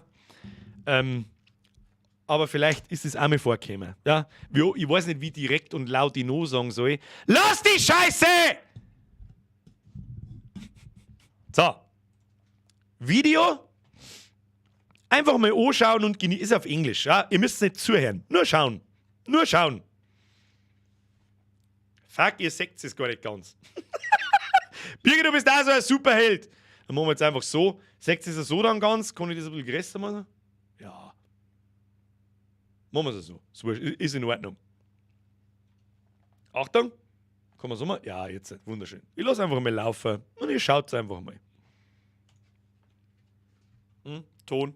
After a really, really long night stream. By the way, guys, I want to tell y'all, thank y'all so much for coming and supporting the Twitch channel. I really appreciate you guys showing up, all the subs y'all have been giving out, all the support y'all have been giving, all the fun we've been having on the stream. They have been an absolute blast, and I've been having a ton of fun on Twitch. I've only been Twitching now, or I've only live stream on Twitch now for... Da drück jetzt mal auf Pause. Also, ich kann mir jetzt sehr gut vorstellen, das Erste, was den meisten auffallen wird, ist, du siehst den Charakter mit Flügel und super fett und badass und was weiß ich was alles. Aber muss er Geld ausgeben haben. Seine Items sind auf der Seite alle Stufe 4. Rechts seine Items sind alle schon auf Stufe 8, was massiv ist. Zeige ich euch gleich nachher, wie viel man spielen muss, um dahin zu kommen. So. Rechts sein ganzes Inventar voller Waffenzeug und so. Ich weiß gar nicht, was das bedeutet da. 60 von 80 oder so. Ich habe keine Ahnung, was das bedeutet. 5536 Resonanz. Warte mal, wie viel habe ich? Ich habe 165. Gut, mich würde jetzt natürlich interessieren, wenn ich jetzt 2 Wochen durchgespielt hätte, wie normalerweise, wie viel Resonanz habe ich dann. Aber ich habe 165 und krieg da schon 8,25%. So, Achtung, schalten wir wieder zurück aus. Monitor ganz. Zeige euch jetzt etwas. Er hat ein Geld ausgegeben. Okay? So. Das bin ich. Wenn wir wieder zurückschalten. Würde ich mir, ich versuche es ein bisschen zum Aufbauen, weil es die meisten wahrscheinlich nicht gesehen haben, würde ich mir jetzt so eine Währung kaufen, 60, 300 Kugeln, 1500 Kugeln, 3000 Kugeln, 6000 Kugeln für 100 €. Wenn ich das mache, und daten die da herum, ich hoffe ganz rechts oben, ich hoffe, ihr seht meinen Mauszeiger, angezeigt werden. Ja? Ich habe 0. Ja? Und im Inventar bei mir schaut es da auch so aus. Gold, Platin, 0 ewige Kugeln. Okay? Ich wiederhole. 0. Zurück zu unserem Freund.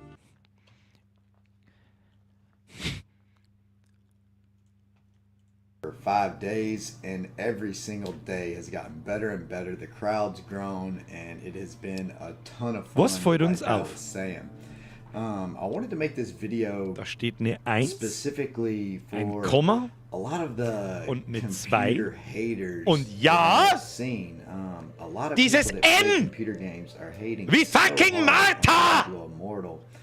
And I understand their Steht für views Millionen. because honestly, Okay. I've been a computer gamer my Hat's jetzt entire Klick gemacht? life. I'm mainly talking about Asmongold 1,2 and also a little bit of Rich Cam 1,2 Millionen sehende Kugeln hat der Typ im Inventar. Die hat, und dann eins weiter Dinge, die hat er immer noch und hat schon so einen Charakter beieinander. Mit Level 8, was weiß ich, wie seine Storner beieinander sind. 5300, 5500 Resonanz. Dementsprechend.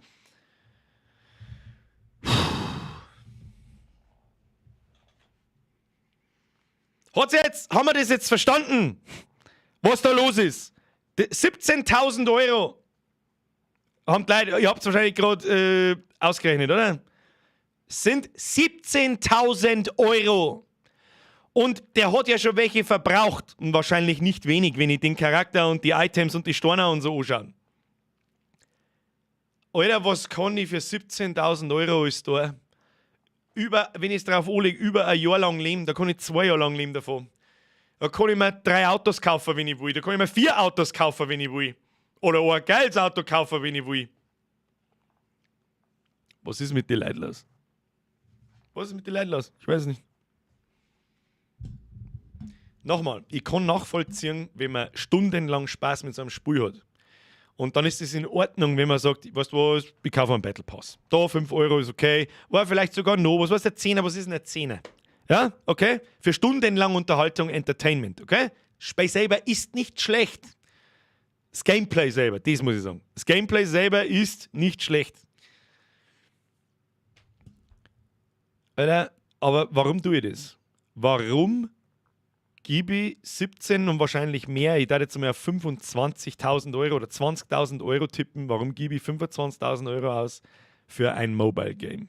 Warum tue ich das? Wie viel Geld muss ich haben, das so scheißegal ist? Ich kann mir es nicht anders erklären. Ich kann es mir nicht anders erklären. Der muss 1 Million am Konto haben, dass er sagt, da 10.000 € interessiert mich nicht. Dann da das auch. Sag ich dir, was ist. Na, bei einer Million noch nicht mal da das. Future Flow! Dann nimm das Geld auch zum Arschputzen her, hä? Ja, ich fürchte auch, anders ist es nicht erklärbar. Uzi! Der Typ allein deckt schon die Produktionskosten von dem Recycling-Scheiß. So. Merci Leute, Futureflow, merci Uzi, merci. Schluss jetzt mit der Donaterei. Serious. Habe ich noch was ausgesucht. Viele, nicht viele. Einige. Ein paar vereinzelte und per Nachricht sogar, manche an mich, haben mir aufgrund von meinem Video gestern eine Nachricht geschickt, so. Einen Bericht über, das der wir jetzt einmal mehr, Diablo, bla, 100k ausgeben, na, Quinn haben wir schon gehabt, das da glaube ich ist. Twitter. Machen wir ein bisschen größer. Und so. Von den VGC News, was auch immer. Despite criticism, ich kann es nicht aussprechen, tut mir leid. Despite criticism of its microtransactions, Diablo Immortal has reportedly already earned Blizzard more than $24 million. Ich übersetze flapsig, trotz Kritik an den Mikrotransaktionen zu Diablo Immortal hat Berichten zufolge bereits $24 Millionen Umsatz generiert für Blizzard. Okay? So. Dann bin ich auch erstmal da gesessen und hab mir gedacht so, Alter, in 2 Wochen. Ja, also der Tweet ist vom 18. Juni. In 2 Wochen hat dieses Spiel $24 Millionen umgesetzt. So. Oh, Trend in Deutschland, Brüste. Ex-CSU-Presserefer, blubso, meine Brüste sind groß genug für Mexiko. Okay, bye.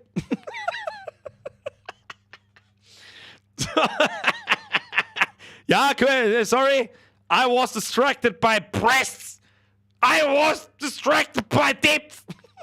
Entschuldigung. Weiter im Kontext. So, jeder noch.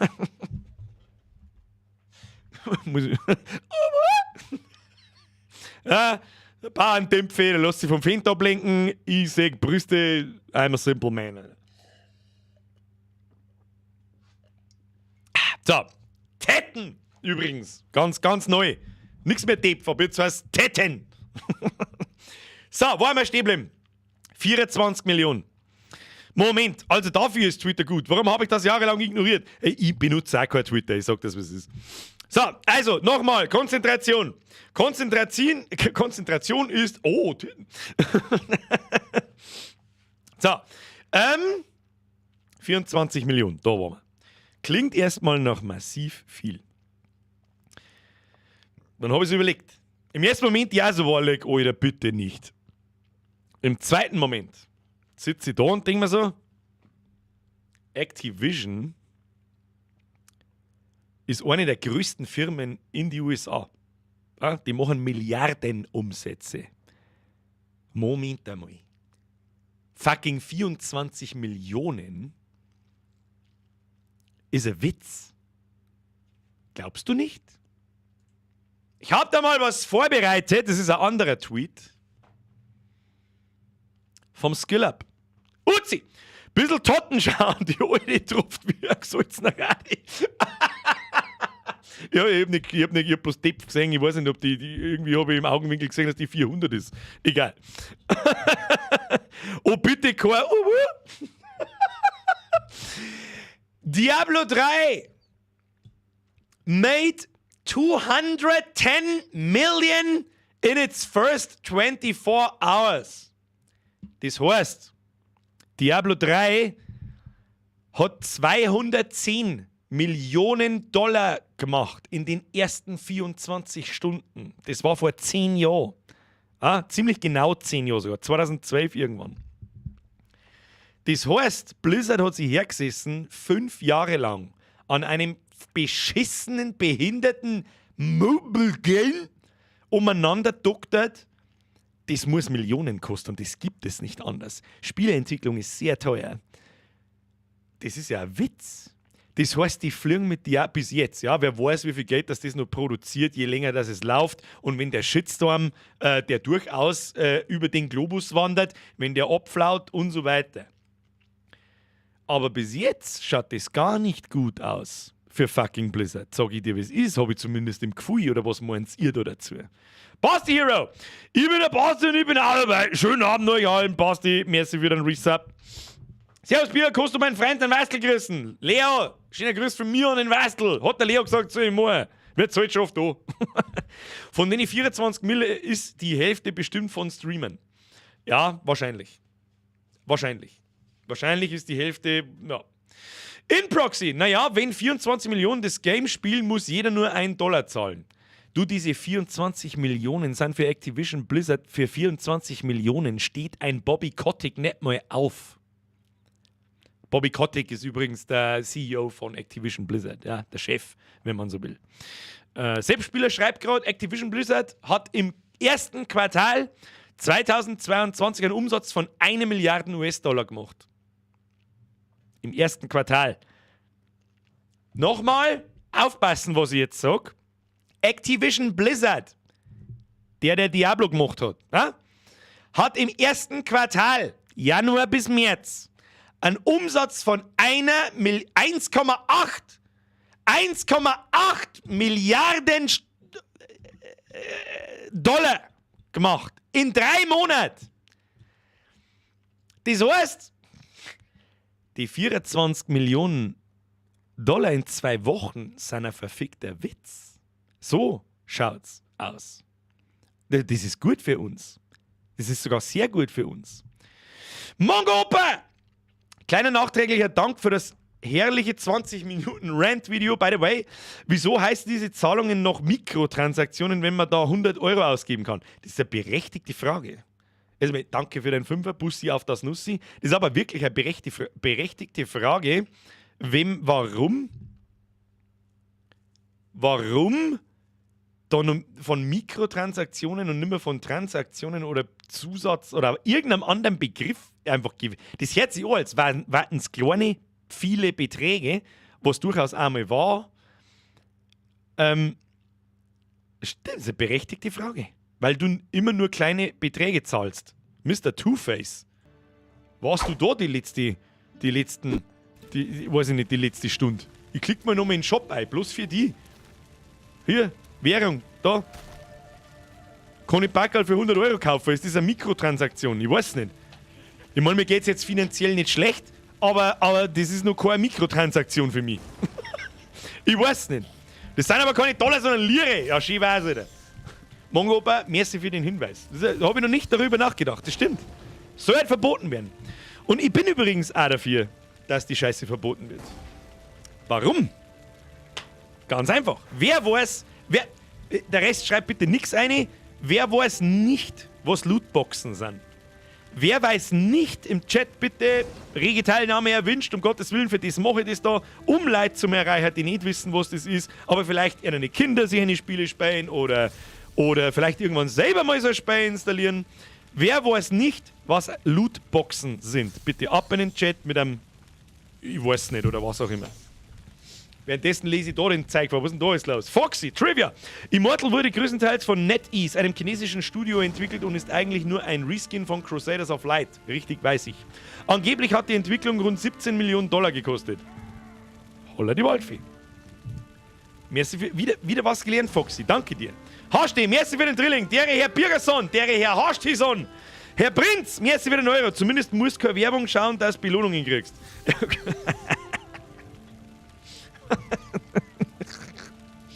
Prinz, merci für den Euro. Ja, aber da schau her, da haben wir schon einige Leute, die schreiben. Da muss ich übrigens auch keiner schauen. Keiner muss wissen, was fucking Lootboxen sind. Ja, je mehr Leute, dass ihr da jetzt reinschreibt, ich weiß nicht, desto mehr habe ich jetzt was davon, wenn ich es erkläre. Ja? Sag aber kurz bitte, was das ist, ich weiß. Bin mir nicht sicher. Ich kenne den Begriff nicht, aber ich glaube, dass ich weiß, was gemeint ist. Okay, Glücksspiel kann süchtig machen. Prince ist richtig. Zu 100% nicht. Boxenlooter kenne ich, aber Foodboxen. Casino-Lootboxen von zum Beispiel. Okay, ja genau. Also, Noob-Minuten. Es ist im Prinzip halt 2 Noob-Stunden, weil weißt du das eh. Also, eine Lootbox. Normalerweise in andere Spiele, jeder weiß, was Panini-Fußballkarten sind. Bist zum Kiosk deines Vertrauens gegangen, hast ein Packerl Panini-Karten gekauft, hast du vorher nicht gewusst, was drin ist, aber du hast nicht gewusst, da können die und die Aufkleber drin sein. Genau das gleiche gibt es in solchen Mobile Games. Erst wandelst du dein Geld in so eine Währung um. Haben wir das Beispiel vor uns. Hier in ewige Kugeln. Und dann gehst du her und kannst dir eine sogenannte Lootbox kaufen. Das ist eine digital... Nehmen wir das Paket. Da, stell dir vor, das ist das Paket. Das kostet 1 Euro. Und dann steht aber nicht drin, was ich krieg genau, sondern da ist... Es gibt 100 Items und du hast die Chance auf 2. Und die Chance, ein beschissenes Item zu kriegen, ist natürlich bei 80%. Und die Chance, das krasseste Item zu kriegen, ist 0,5%. Und das gibt's. Ja, das ist jetzt nicht irgendwie erfunden, sowas. Ja, das kannst du dann geben oder so, sondern es gibt es. Wundertüten ist gleich Lootboxen, ist gleich verbieten. Absolut richtig, Sprengi. Genau. Und das ist mittlerweile bereit, diese Mechanik in diesen Spielen. Ja, bei FIFA ist das zum Beispiel so, du kaufst so ein Spielerpaket in Dings. Ich weiß gar nicht, was das kostet oder so. Vielleicht müssen wir da mal das nächste Video drüber machen. Das Problem ist bloß, dann muss ich selber FIFA spielen und dann krieg ich's kotzen. Und dann kriegst du zufällig irgendwas und wenn du Pech hast, das ist absoluter Scheißdreck. Ja, und dann kaufst du dir so lange diese Boxen, bis du was Gutes kriegst. Das ist absolutes Glücksspiel. Und es ist ja nichts anderes. Ja, das ist im Prinzip der einarmige Bandit. Mehr ist es nicht. Und du kriegst nicht mehr einen Gegenwert, weil du kannst kein Geld nicht gewinnen, sondern irgendeine... Du musst dir vorstellen, diese digitale Waffe da, ja, die da drin ist. Warte mal. Da, der Stor, der Helm, irgendwas davon, der existiert nicht. Da gibt's keinen Gegenwert, außer ein Flunsal Strom irgendwo. So. Belgien und in Holland haben es verboten, meine, oder nicht? Schreibt der Equix. Richtig, genau auf das wollte ich gerade hinaus. Die ersten europäischen Länder haben diese Mechanik bereits verboten. In Spielen, in Mobile Games, ich glaube auch in FIFA, in allen Spielen. Darf es das nicht mehr geben.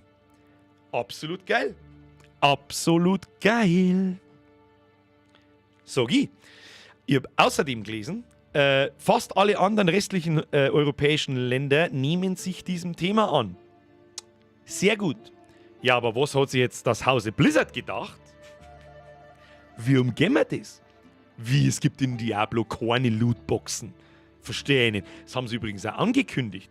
Es gibt keine Lootboxen. Du kannst da keine Items kaufen. Okay, cool. Mhm. Und jetzt pass auf. Mir machen wir jetzt Folgendes. Ich gehe jetzt zu einem bestimmten Händler, der für mich als Free-to-Play-Spieler bedeutet, ich bin jemand, der nicht zahlt und trotzdem spielt, kann sie... Das ist eh so krass eigentlich. So, es gibt den Hilt-Händler. Hilt, was ist Hilt? Die 25. Währung, wo ich mich nicht auskenne im Game. Kriege ich nachgeworfen, kriege ich von irgendwo. Für das kann ich mir bei dem Händler, bei dem ich da stehe, etwas kaufen. Und jetzt pass auf. Haha, yes. Your reputation precedes you, friend. Ah, Leutnant Fissria, keine Ahnung. Ah, Shop, da gehen wir rein. Ich hab mir auch da schon Sachen gekauft. Ja, wie gesagt, free ist kostenlos. Hoppala.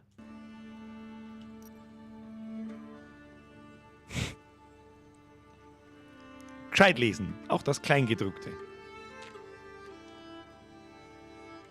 Das sind diese lila legendären Embleme, die du für echt Geld kaufen kannst. Und die wichtigste Währung für Blizzard, aber auch für uns ist. Und ich krieg eine im Monat.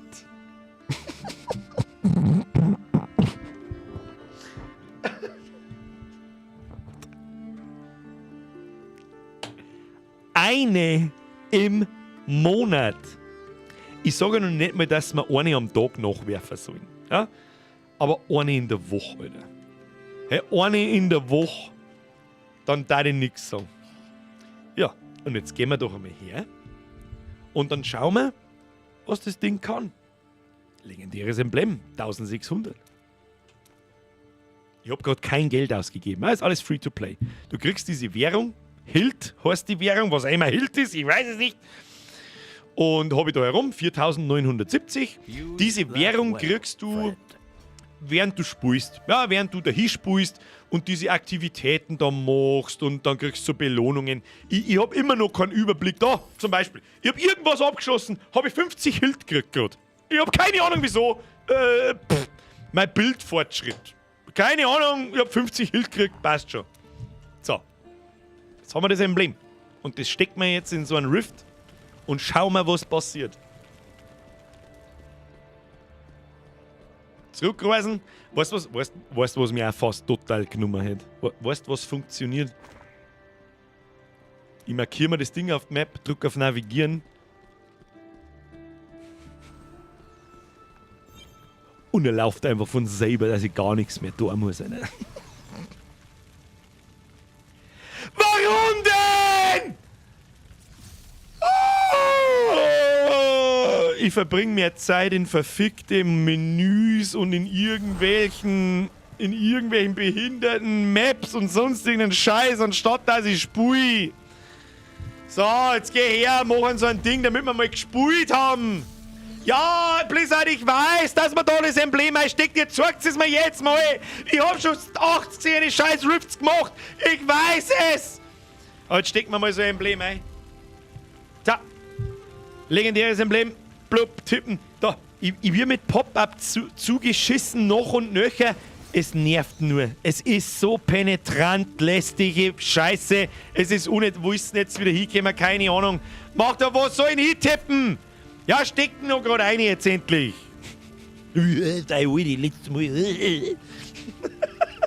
Meininger, merci dir. Rate mal, für welches Spiel ich vom Stream Werbung gekriegt habe. Kannst du nicht... Im Ernst jetzt? Ja, also mal an alle Werbetreibenden. Es war schon immer eine richtig geile Idee, vor meine Videos zu dem Thema Werbung zum Schalten. Das war schon immer eine richtig gute Idee, Alter. Habe die Ehre, servus. Ich hätte jetzt auf dem Geld zum Schmeißen, Kruzifix. Merci dir. Dexa, merci dir. Das Pay-to-Win wird sich aber nicht ändern, wenn gewisse Streamer da mehrere tausend Euro reinpayen und es auch noch als Video verkaufen wollen. Du, ganz ehrlich, das, was da Streamer reinbuttern, es ist natürlich nicht falsch verstehen jetzt, ja? Was ein Quinn da gemacht... Erstmal danke für deinen Euro. Was ein Quinn seine $14.000 da reinbuttert, das ist ein Fliegenschiss. Das ist so irrelevant. Das ist mit den paar Streamer, die groß genug sind, dass es sich für sie rentiert, da 10.000 Euro rein zum Buttern. Das sind so wenig, das ist ein Witz. Das ist ein Witz. Ich sag bloß, 2 Wochen, $24 Millionen ist für jeden normalen Menschen ein Riesengeld, ja. Aber nicht für eine Firma, die Microsoft für 70 Milliarden kaufen möchte. Verstehst? Das mit den Streamer ist nicht schlimm. Und ich kann mir auch nicht vorstellen, dass ich jetzt da zum Beispiel jemanden auf das Spiel bringe. Und wenn, das ist ja völlig in Ordnung, jeder kann das spielen, ich spiele es ja selber. Dann lasst euch nicht verarschen und auffixen mit diesen Scheißmechaniken, wo du nach 20 Stunden noch nicht durchblickst, was für was ist. Microsoft wird das auch noch mal nachkalkulieren. Ja, also es kann durchaus sein, dass der Verkaufspreis schrumpft, wenn sich rausstellt, dass Diablo Immortal nicht der große Walfang ist, so wie sie sich das dachten. Und ich bin schwer davon überzeugt, dass 24 Millionen in 2 Wochen für Activision Blizzard und Microsoft nicht viel Geld sind. Der Dexter schreibt, ja, ich verstehe, aber ich glaube, du weißt auch, was ich... Ja, natürlich weiß ich, was du... Natürlich. Es ist... Natürlich tut es weh, das zum Singen. Irgendwo finde ich es aber auch gut, dass jemand anders macht, der die Kohle hat, dem das offensichtlich nicht weh tut, um wirklich zum Singen, wie schlimm es wirklich ist. Weil normalerweise kriegst du das nicht mit. Es gibt wie der eine Typ da mit seinen 1,2 Millionen ewigen Kugeln. Das ist ja lächerlich. Hat der einen Vollschlag? Also, ich gehe da, wieso tue denn das auch im Voraus? Das tue ich doch nicht schon im Voraus, dass ich da 10.000 Euro ausgebe und dann schaue ich mal, ob das schon so läuft, wie mir versprochen worden ist. Also, hier, Alter. Wir kommen jetzt da wieder raus. So, jetzt machen wir nochmal so einen Portal-Run. Aber diesmal haben wir so ein lila Emblem drin. Und wie ihr vielleicht auch gesehen habt, ich habe nur so blaue Embleme. Lesen wir mal durch, was die kennen. Ist wichtig. Wird beim Öffnen eines Ältestenportals verwendet, um 2 Modifikatoren zum Portal hinzuzufügen. Das bedeutet, dann werden die Viecher stärker, die drin sind und kennen irgendwas Tolles, was bestimmt, was sie normal nicht kennen. Sie laufen schneller, machen mehr Schaden und ich werde aber auch stärker. Und die Grünen, das sind übrigens die Free-to-Play-Embleme. Die kriegst einfach immer wieder mal beim Spielen, aber relativ wenig. Wird beim Öffnen eines Ältestenportals verwendet, um einen Modifikator zum Portal hinzuzufügen. Der Abschluss des Ältestenportals garantiert Runen als Belohnung. Nächste Währung. Ja? Seht man da hinten? Das zeigt, da kriegst 3 Runen, mit denen du wieder was machen kannst. Da kriegst du irgendeinen Staub, mit dem du wieder irgendwas machen kannst. Michi! Merci dir! Ich meine, du brauchst aber ein paar was? Du brauchst ein paar Magel nach dem Cast, damit du ein bisschen Munition kaufen kannst zum das Schießen. Trust me, ich werde mich so hart zusammenreißen, dass ich das Einzige, was mich anlächelt in dem Spiel bis jetzt. Wie gesagt, das muss ich einer lassen. Das Gameplay macht Spaß. Das ist, wenn dir das taugt, tu es. Geht auch free to play, aber ab einem bestimmten Punkt wird es zack. Der Battle Pass lacht mich an. Den hätten sie von mir auch bekommen, die 5 €, aber nicht, wenn währenddessen das rundherum alles so ist, wie es ist. Keine Chance, Blizzard. Keine Chance. Und ich werde es mir auch 2-mal überlegen, ob ich World of Warcraft Dragonflight spiele und kaufe. Und ich werde es mir 3-mal überlegen, ob ich Diablo 4 kaufe. Am ersten Tag. Oh, Katzel, mir ist wieder ein Zwickel. Heute auch schon auf dem Arschwasser. Heute auch schon auf dem Arschwasser im Senegal gesegelt. Aber sauber, Alter. Vor allem gestern war es ganz schön krass. Future Flo, Leute, ist ja gute Zeit. Danke dir. Ich traue mir um 5 € wetten, dass das Emblem einen Scheiß bringt. Das bringt schon was. Da steht nämlich auch dabei. Der Abschluss des Ältestenportals garantiert einen legendären Edelstein als Belohnung. Hat's jetzt Klick gemacht? Ich hoffe. Steckst du das lila Emblem da rein, was umgerechnet, oh Gott, was kostet nur 2,50 € kostet, ein Stück. Und wenn du einzeln kaufst, sogar noch mehr, sagen wir 3 €. Dann kriegst du garantiert so einen Edelstein, so einen speziellen da, wie ich vorher gerade erklärt habe, der das Wichtigste im ganzen Spiel ist. Okay? Für 3 € kriegst du einen zufälligen. Ich wiederhole, wir waren gerade bei Lootboxen. Zufälligen. Die Mechanik, die verboten ist, dir ein Item zum Kaufen, du drückst auf Öffnen und es kommt zufällig ein Gegenstand raus. Ist verboten. Okay? Langsam merkt man vielleicht, auf was ich hinaus will. Jetzt steckt man noch 2 so blaue Embleme ein, weil es sowieso wurscht, was da denn sonst damit? Hat geschenkt gekriegt. Betreten. Future Flo, merci dir. Dann halt ich schon. Ja, halt jetzt halt auf mit der 5er zum Schmeißen, Kruzifix. Merci dir, Bussi aufs Nussi. So! Ich sag jetzt einmal so viel Lootbox mit Extra Step. Das sind die Modifikatoren. Ich bin ein bisschen stärker, verschiedene Sachen, Spieler erleiden um 5% reduzierten Schaden und so. Und Gegner sind ein bisschen aggressiver und schneller und machen mehr Schaden. Das ist alles. In 3 Sekunden geht's Portal los und dann prügelt man ein ins Viech. So, rusht man durch. Kriegen wir schon hin. Eine mit dem Viech. Bum, bum, bum, bum, bum, bum. Ja, easy peasy. Ja, und ich wiederhole mich nur ungern, aber ich wiederhole mich. Ich mag einfach sicher gehen, dass da jeder verstanden hat. Das Gameplay, was wir jetzt da gerade sehen, macht Spaß. Wer Diablo mag, braucht man nicht diskutieren. Läuft flüssig, cremig. Kann man auch gut vorstellen, dass wenn man hier in den Level wird, dass dann auch mehr Viecher rumlaufen. Ja, es gibt einfach nichts Schönes wie so einen richtigen Batzen von so asozialen Viecher in die Luft zum Springen. Ist einfach schön. Gefällt mir gut. Einfach durchrasieren. Oh, da ist Elite, ich hab's genau gesehen. Da ist Elite. Da müssen wir außen rundum laufen, hilft nicht. Die blauen Viecher sind die wichtigsten. Die geben einen Haufen Punkte, wenn man so will. Ist vielleicht einfacher zum Verstehen. Oh, Scheiß auf Glauben. Scheiß auf Glauben. Zeig in die Luft springen. Ping, ping, ping, ping, ping, ping, ping, ping, ping, ping, ping, ping. So, wunderschön. Da muss man wieder oben scrollen, damit ich den lila Balken sehe, wann der Boss kommt. Was ist da? Außer mit dem Schund. So, wunderschön. Alles in die Luft springen. Bing, bing, bing, bing, bing, bing, bing, bing, bing, bing, bing. So, also bis jetzt beeinflussen diese 2 oder 3, wie viele Embleme haben wir da? Ein Lilas und ein, das Wichtige und das Blaue, beeinflussen den Rift jetzt da noch nicht wirklich. Ja, das ist einfach das typische Durchgereise. Wir haben da ein bisschen so Letten am Boden, das kann durchaus von den Emblemen kommen, aber er ist nicht wirklich schwieriger oder gravierend anders wie ohne diese Embleme. Auch der Loot nicht, also die Gegenstände, die fallen lassen werden, ist nicht irgendwie anders. So, haben wir gleich wieder fertig. Scheiße, hat irgendjemand mitgestoppt? Zufällig? Wahrscheinlich nicht, das hätten wir jetzt noch durchgehen, wie lange das der Run dauert. Und ich gebe mir noch nicht mehr recht Mühe, dass es schnell geht. Ja, einfach halt irgendwie irgendwo mal anklicken und passt schon. Ein ins Vieh. So, wenn wir den haben, kommt der Boss. Der spawnt da, lila Fleckerl. Auf den warten wir natürlich. Das ist so ein cooles Schlangenvieh. Alles außer. Stückel weg und drauf.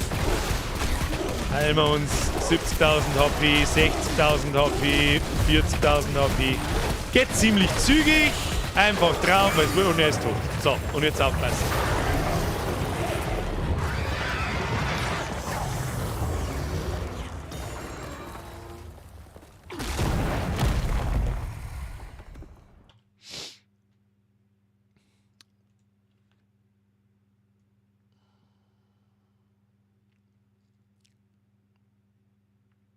Kristall der Einheit. Dauer circa 3 Minuten. Was ist denn überhaupt? Ich hab's noch nicht einmal gesehen. Dann liegen da ein paar so Runen umeinander am Boden. Die glaube ich habe ich auch schon 5-mal Ding. Ja. Kein einziges legendäres Item, nur irgendwelcher blauer Schrott. Schauen wir mal da einer. Bringt mir nichts weiter. Sagt man übrigens sofort an dem grünen Pfeil, ob das Item stärker war wie das ich auch habe. Das ist die legendäre Schulterpanzer von vorhin, der ist jetzt wurscht. Schaut immer nur traurig aus. Richtig. Theoretisch hat mich dieser Run, diese 3 Minuten, gerade 3 Euro gekostet. Und alles nur wegen dem einer Stor da. Der garantiert außerfällt. Irgendein zufälliger, ja, gibt halt verschiedene. Nehmen wir mit. Kristall der Einheit. Und es ist ein 2-Sterne-Kristall gewesen. Jetzt kommt nämlich die absolute Oberfrechheit und das versuche ich euch jetzt noch zu erklären, bevor uns alle der Kopf platzt. Und das, ja, gehen wir aus. Oh, nochmal schauen, nicht, dass wir irgendeine Rune liegen lassen haben. Nein, haben wir nicht liegen lassen. Gehen wir wieder rein. Ältesten Portal. Schauen wir, was das für ein Stor ist. Gehen wir da mal ein bisschen weg, damit es so begaut ist. Wie viele Leute das da davor stehen? Kein einziger hat irgendwie eine normale Rüstung, wenn ich das so schaue. So, wo ist unser Stor? Da ist er. Nein, ist er nicht. Da ist er. Das ist er. Kristall der Reinheit. Und das ist jetzt die Schweinerei, die ich lange nicht verstanden habe. Jetzt pass auf. Rang 1, da oben in Klammern. Und, wichtig, 2 Sterne. Erhöht die Resonanz, 12er Kampfwertung. Gruppenmitglieder erleiden 0,5% verringerten Schaden pro zusätzlichem Gruppenmitglied, das sich in einem Radius von 6 Metern um euch befindet. Okay, das ist halt die Fähigkeit von dem Stor. Die ist beschissen, kann ich nicht brauchen, aber egal. So, was steht jetzt eigentlich da? Bonus auf verringerten Schaden auf 0,70% erhöht. Freischaltung auf Rang 2. Ja, wie Rang 2? Besuchen wir doch mal den Juwelenschmied. Da drückt man da unten drauf und dann läuft er wieder wie von Geisteshand von selber da oben, damit ich ja nichts tun muss, als vollkommen verblödeter Handyspiele-Spieler. Kannst du nichts verkehrt machen, du weißt was, drück ein Knöpferl, ich laufe von selber hin, ich bin ein bisschen geistig zurückgeblieben, Entschuldigung, aber das wird schon.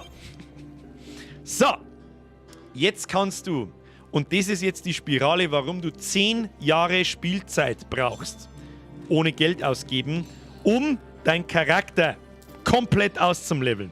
Obacht. Oh, hello. Combining. Dienste. Du kannst diese Storner da drin ausbauen, stärker machen, damit die Werte die da rechts stehen. Ja, Resonanz 30, 12 Kampfwertung, da würde dann 60 Resonanz draus und so weiter. Sepp, was da los? Merci dir, Bussi Nussi. Servus, bin auch wieder dabei, bin vor einer Woche Vater geworden, deine Streams sind immer genial, war auch meiner so, danke. Sepp, GZ. GZ für alle Noobs, weißt du übrigens, ich weiß selber nicht, aber es heißt dafür Gratulation. Ab in den Chat, GZ an den Sepp. Uzi, spielst du auf am Toaster oder warum schaut das Spiel so aus, als würde es auf Windows 45 laufen? Das kann ich dir genau sagen. Es ist eine Full-HD-Auflösung, die nicht weiter nach oben skalierbar ist, auf einem WQHD-Monitor. Dir wird quasi dein Handy-Display auf dem PC-Monitor gezogen. Soviel zum PC-Port. Nice. So, jetzt trinke ich dabei einmal schnell was.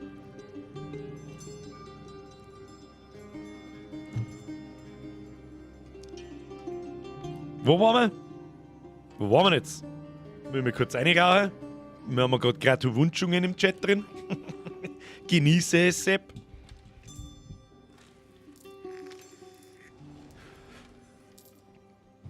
So. Sollte es irgendwann mal so weit gekommen sein und du hast 6 Sterne und die richtigen, wohlgemerkt, ja? Wir waren gerade bei der Lootbox, das habe ich vergessen zu erwähnen. Hat jeder die Lootbox mitgekriegt, eigentlich? Wo die Lootbox steckt bei Blizzard. Hat das jeder mitgekriegt? Ich mache 3 Minuten einen Portal-Run. Am Schluss geht der Kisten auf und dann fällt der Stor raus. Da ist halt die Lootbox. Hat das schon jeder registriert? Du öffnest das halt nicht direkt, sondern da haben 3 Minuten Spielzeit dran geknüpft. Und dann hupft halt der Stor da raus, der zufällige. Und schon ist es keine Lootbox mehr.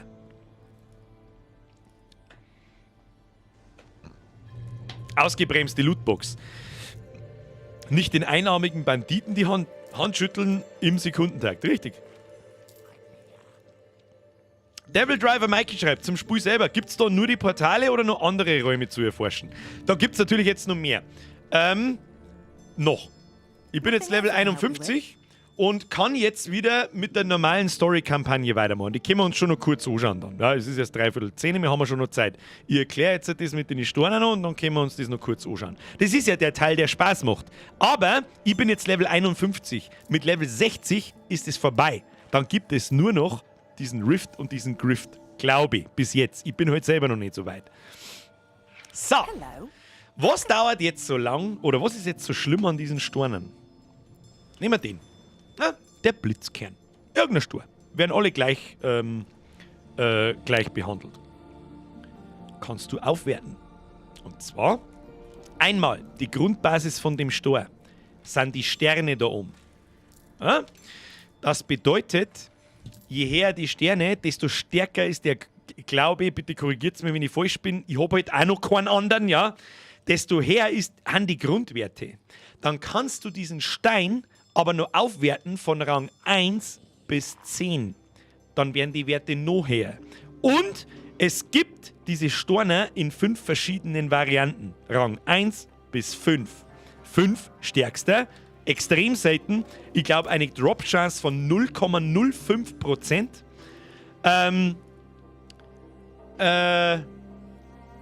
Und wenn du den jetzt aufwerten möchtest, klick mal einfach mal drauf und schau mal, was passiert.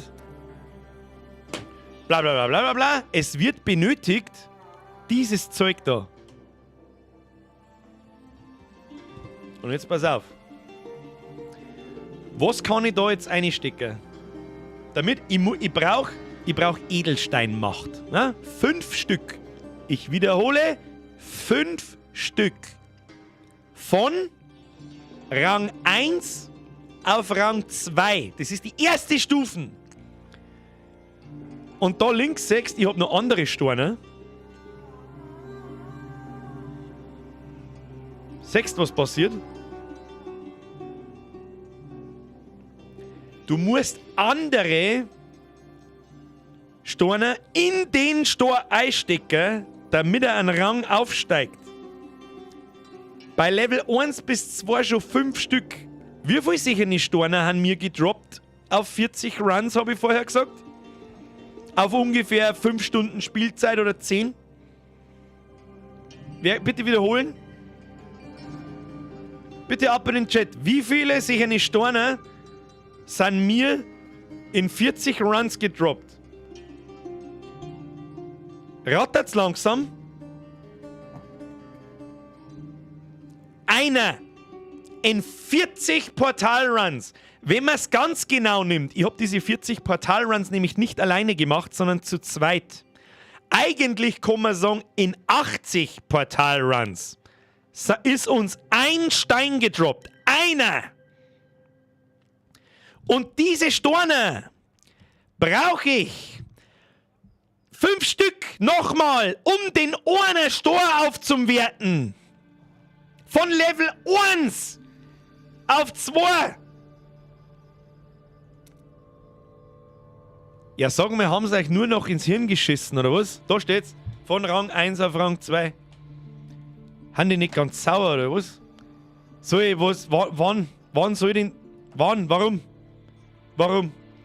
Und ich hab schon einen Rang 2 Stor, weil im Laufe der Quest, das wird da ja alles vorgekaut, wie das alles funktioniert, habe ich mal so einen Stor aufwerten müssen. Ich weiß jetzt bloß nicht mehr, welcher das war. Ich glaube, der da. Ja, genau. Der blutige Einfluss, da weiß ich, der gehört zu meinem Bild und so für später, für die Leute, die es jetzt auskennen. Den habe ich auf Rang 2 gemacht, damit ich einen XP-Boost kriege und so. Alles kostenlos natürlich. Gehen wir doch da einmal auf Aufwerten. Was kostet so eine Aufwertung von Rang 2 auf Rang 3?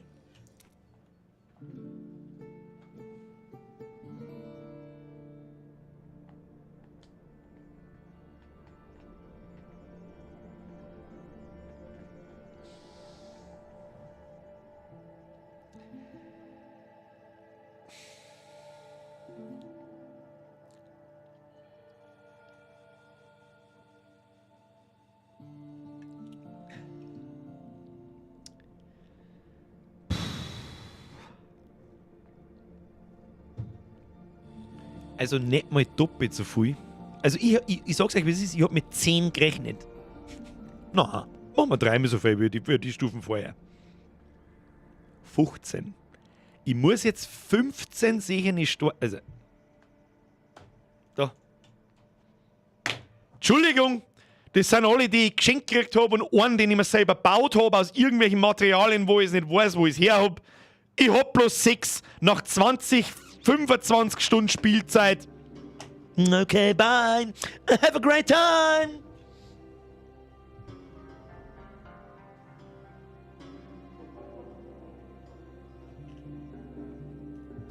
Ein paar Leute haben es schon geschrieben, der InProxy und der Extremmann. 400 Portale um 400 Portale.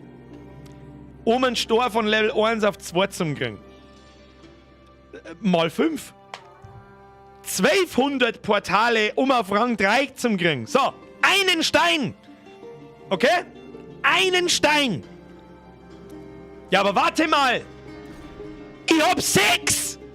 Ich habe 6 sichere Steine, die ich aufleveln muss. Merkst jetzt langsam,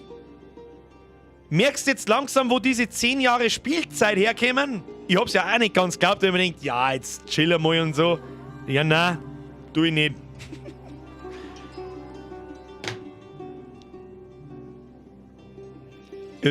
Entschuldigung, da fehlen mir die Worte, das ist einfach zu krass. Das ist zu ausgeschämt, das ist zu heftig. Das ist zu heftig. Das sind 1200 mal 4 Minuten circa. Mr. Rave, das ist richtig.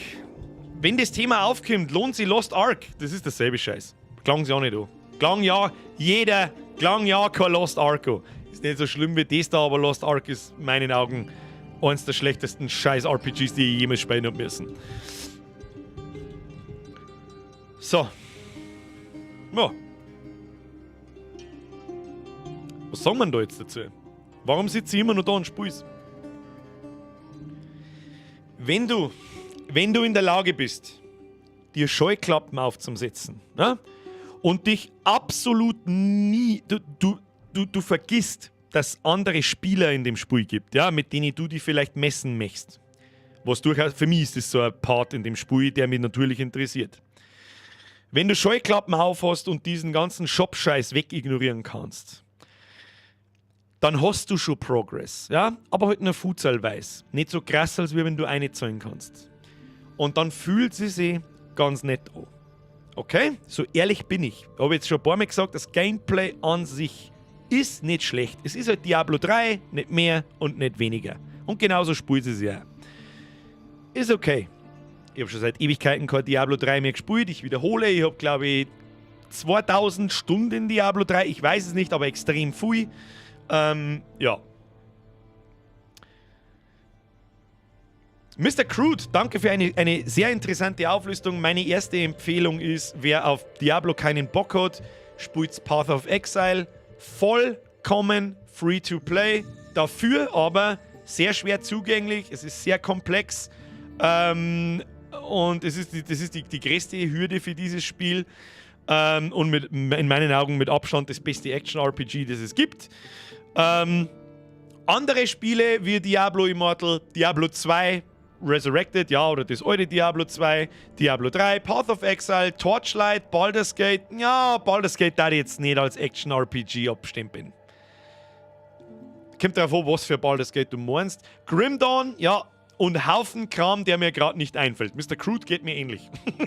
Habe jetzt auch gerade nicht dran gedacht. Auch im Video leider nicht, das habe ich vergessen. Böser Bürger, ich bin nun mal kein Gaming-Journalist. Hab nicht. Titan Quest, richtig Sprengi, hab ich auch gespielt, ja. Titan Quest ist eine Alternative. Und alle kosten halt 2 Euro. 2. Ja, wahrscheinlich. Außer Diablo 2 Resurrected. Das kostet 40. Ich hab's Original da hinten stehen. Warum Resurrected? Leck mich. Leck mich, Blizzard. Und wer auf Grinden steht, dann Warframe. Du, ganz ehrlich, wer nicht auf Grinden steht, was ist Grinden? 5 Noob-Minuten an alle, die nicht wissen, was Grinden ist. Gibt's mit Sicherheit genügend. Was ist Grinden? Ich weiß gar nicht, wie Grinden. Kann irgendjemand Grinden beschreiben? Kann jemand Grinden beschreiben? Ich weiß nicht, was ich sagen soll. Ständig dasselbe machen. Ständig dasselbe machen. So, fast ein bisschen wie... Grinden ist fast ein bisschen wie Wahnsinn. Ständig dasselbe. Viel spielen. Immer das Gleiche machen, immer riften, also diese Portale machen, die ganze Zeit und looten und das Zeug sammeln und alles, bis das Kotze aufkommt. Das ist Grinden. Leute, was ist der Unterschied zwischen RPG und Action-RPG? Schwierig zum sagen, so pauschal. Ich darf jetzt Baldur's Gate 2 zum Beispiel als Rollenspiel, als RPG, Role-Playing-Game bezeichnen. Ein Action-Rollenspiel ist sowas wie Diablo, da wo du viel Kampf dabei hast, Live-Action-Kampf vor allem und nicht so rundenbasiert und so. Es ist schwierig, es auseinanderzuhalten. Skyrim ist ein RPG. Ja, ein klassisches Rollenspiel. Diablo ist ein Action-Rollenspiel. Warum eigentlich? Schwierig. Sacred haben wir vergessen, richtig. Walzen haben wir vergessen, habe ich auch gespielt, richtig. Gibt es eine mobile Variante? Von was? Das da? Das Spiel, was ihr da seht, ist ein Mobile Game. Mit PC-Port. Sonst darf ich es nicht spielen. Sonst darf es mich auch nicht so interessieren, muss ich ganz ehrlich sagen. Wolfric! Hast Sacred... Ja, jetzt kommt der. Hast Sacred vergessen. Einfach nur gut. Ja, ist es. Bestätige. Foxy schon wieder. Heute ist aber oft Trivia-Zeit, Alter. Grinden! Das war nicht der Aufruf für 1 Euro, du Zipfel Adam. Spielabläufe wiederholen, um Fortschritt zu erreichen. Schön. Dafür bin ich leider der hochdeutschen, vor allem hochdeutschen Sprache und allgemein mein Wortschatz ist zu gering, dass ich das so schön formulieren kann. Was ist denn hier? Okay, Birger, trinkst du mal lieber was? Spielabläufe wiederholen, um Fortschritt zu erreichen. So, bin ich nicht in der Lage, das so zum Benennen. Weißt du, was da ich sag? Mir blinkt die ganze Zeit schon die Schulter da so. Was kann meine Schulter? Dauer von dunkler Fluch. Total Scrap-Item habe ich halt auch, weil es viel Schaden hat und einen Haufen Giersgar. Der beschreibt im Übrigen, wie stark dein Item ist. Und da kriege ich hier 400er Upgrade. Das ist ein Wahnsinn. Anlegen. So, das ist jetzt übrigens was. Gut, dass ich das nicht ins Video gebaut habe. Ich war der Meinung, dass wenn ich so eine Waffe oder sowas upgrade, dass ich die verliere, wenn ich dann wieder austausche. So fair waren sie, da schau ich, möchte dir den Status erhöhter Rang und gesockelter Edelstein auf den neuen Gegenstand übertragen. Das heißt, was du... es ist schwierig... Jetzt hat mich gerade jemand... Der Ecomi Whale on Instagram hat mich gerade aus dem Konzept gebracht. Hey brother, can you check how much our 2-star Blood Jades is selling in your server? Holy shit, dude, I have no fucking idea what a Blood Jade even is. I'm sorry! I would... What is this shit called in Germany? German, sorry. 2-star Blood Jade. Blutjade. Is this a legendary gem? I have no fucking idea. Hey Brudi, nur irgendwas mit Jade bla bla. Ja, das habe ich schon verstanden. So, wir waren gerade beim Übertragen. Das muss ich einer lassen. Du drückst auf Übertragen. Dann hast du das neue Item, also die neue Schulterrüstung an. Und aber auch auf Level 3 aufgewertet, die Rüstung an sich und den Stor übernimmt es auch. Also den verlierst nicht. So gnädig waren sie dann. So, das machen wir jetzt, das lassen wir jetzt. Dann lassen wir das da drin. Jetzt laufen wir zum Spiel. Was ist denn das, Alter?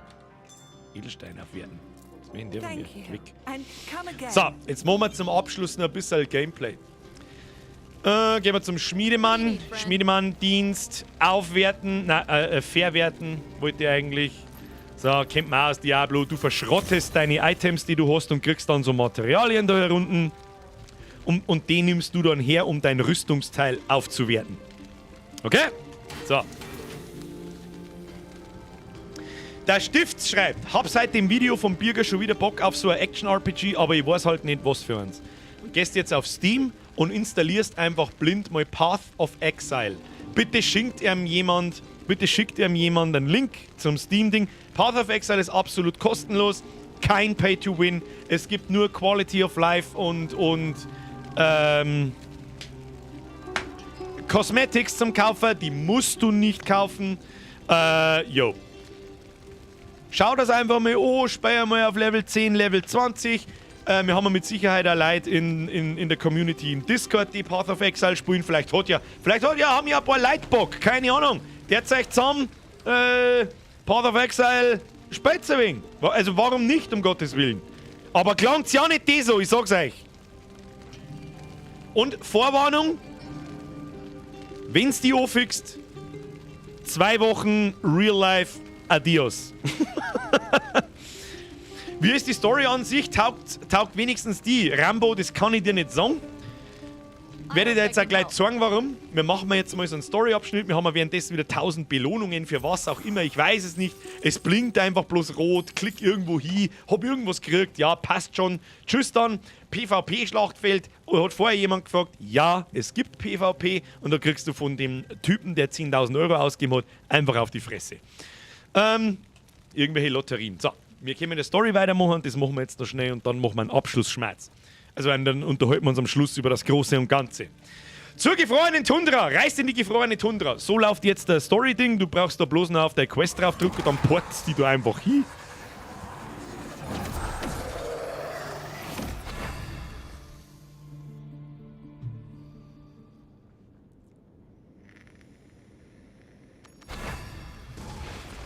So, dann sind wir da. Dann müssen wir auch nicht recht viel tun. Wir drücken auf den Navigationsbutton. Dann lauft er nämlich von selber da irgendwo in der offenen Welt. Ist es ja nicht. Das ist einfach bloß irgendein Gebiet, wo du durchwurstelst. Lauft er von selber hin. Du musst nichts machen. Oh, da haben ein paar Gegner. Da haben ein paar andere Leute. Da ist ein paar. Ich tue nichts. Ja, er läuft von selbst. Ich muss nichts machen. Der läuft jetzt einfach da hin, wo es irgendwas zum Tor gibt. So, haben wir da. Was ist jetzt? Begebt euch in die gefrorene Tundra. Okay, drücke wieder auf Navigation und lassen wieder einfach laufen. Reist in die gefrorene Tundra. Ja, wir kommen ins nächste Gebiet. Schauen wir mal. Eiswelt gibt's auch in jedem Spiel. So, wo müssen wir jetzt hin? Begebt euch in die gefrorene Tundra. Da bin ich. Jetzt kann ich nicht mehr selber. Jetzt läuft er nicht mehr selber. Jetzt kann ich klicken. Und so läuft halt jetzt die Story ab. Aber das ist halt Diablo. It is what it is. Also da... Bla bla bla bla bla bla. Bla bla bla bla bla bla. Dann muss der Vieri gehen, dann muss mit den Typen These schmerzen. frozen wastes extend no welcome So, to wer hat jetzt vorher gerade visitors. gefragt, ob ich die Story gut finde oder nicht? Better off heading back to where you Ich weiß nicht, wer gefragt hat, aber weißt du, warum ich nicht sagen kann, warum die Story gut ist oder nicht? came. The Vale. Weil es einfach Grow wegklickt. tired. The village of Bitter Hearth will welcome you. It is Ich kann da nicht sagen, ob die Story was taugt. but there is a Ich kann da bloß sagen, dass ich einen Baal umgebracht habe. Warum auch immer. Diablo Immortal spielt zeitlich gesehen zwischen Diablo 2 und 3. Wie wir aber alle wissen, ein Baal bringst du um in Diablo 2, in der Expansion Lord of Destruction. Und ja, ich weiß nicht, warum er wieder da ist. Ich sag das, was es ist. Ich weiß nicht, was sie aus der Nase gezogen haben. Ich weiß es einfach nicht. So, ich weiß eigentlich auch gar nicht, was man tut. Man sucht Dravek in den Ruinen von Sescheron. Hat es die Ruinen von Sescheron nicht auch schon mal in Diablo 2 gegeben oder 3? Scheiß auf die Viecher, die da alle daherkommen, interessiert mich höchstens Scheißdreck, die geben keine Erfahrung und kein gar nichts. Einfach blind in die Fußspuren nachlaufen, da komisches fettes Viech. Ja, hauen wir es zusammen. Hauen wir es zusammen, weil wir einen guten Tag haben. Ich werde. Oh, blaues Item, so eine Frau kann easy.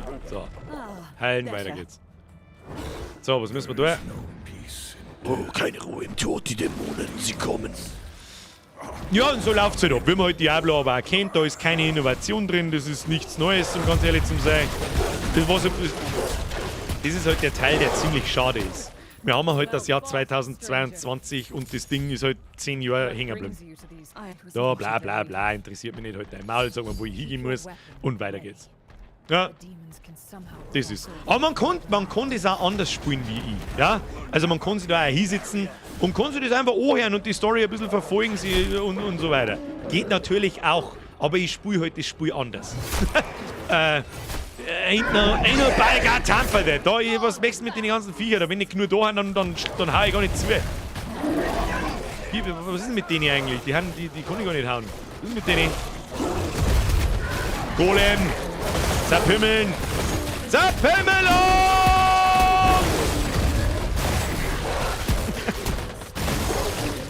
Und das ist halt schon, macht halt einfach Spaß. Ja, voll in den Monsterhaufen rein und alles übrig.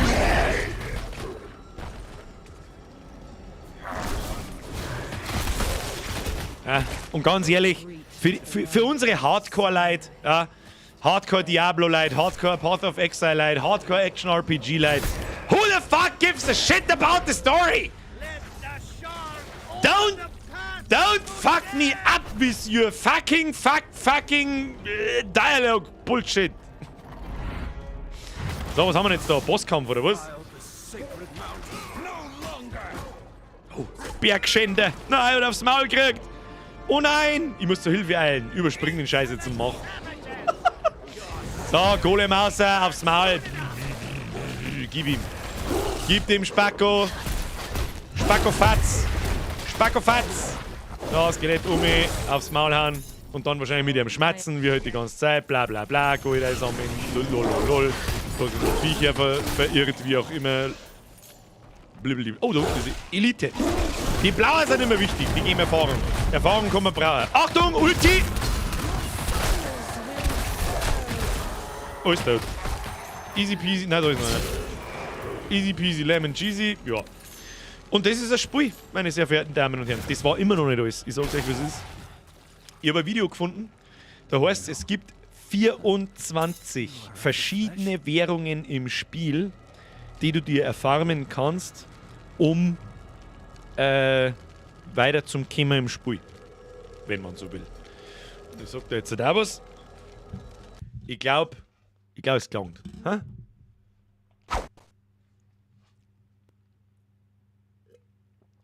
Was sagt ihr? Ich glaube, es gelangt mit Erklärungen. Es darf schon noch ein, zwei Sachen geben, die ihr erklären könnt. Der Marktplatz, auf dem du nur bestimmte Sachen verkaufen kannst, die du für Echtgeld gekauft hast. Wie man seine Items auflevelt, nicht bloß die Steine und so weiter. Der Sepp! Zerfix, die habe ich übersehen, merci für den Zwickel. Bin raus, Junior ruft! Aber Dere, wahrscheinlich bist du schon fort. Alles Gute für die Nächte. Ja, was sagst du jetzt da?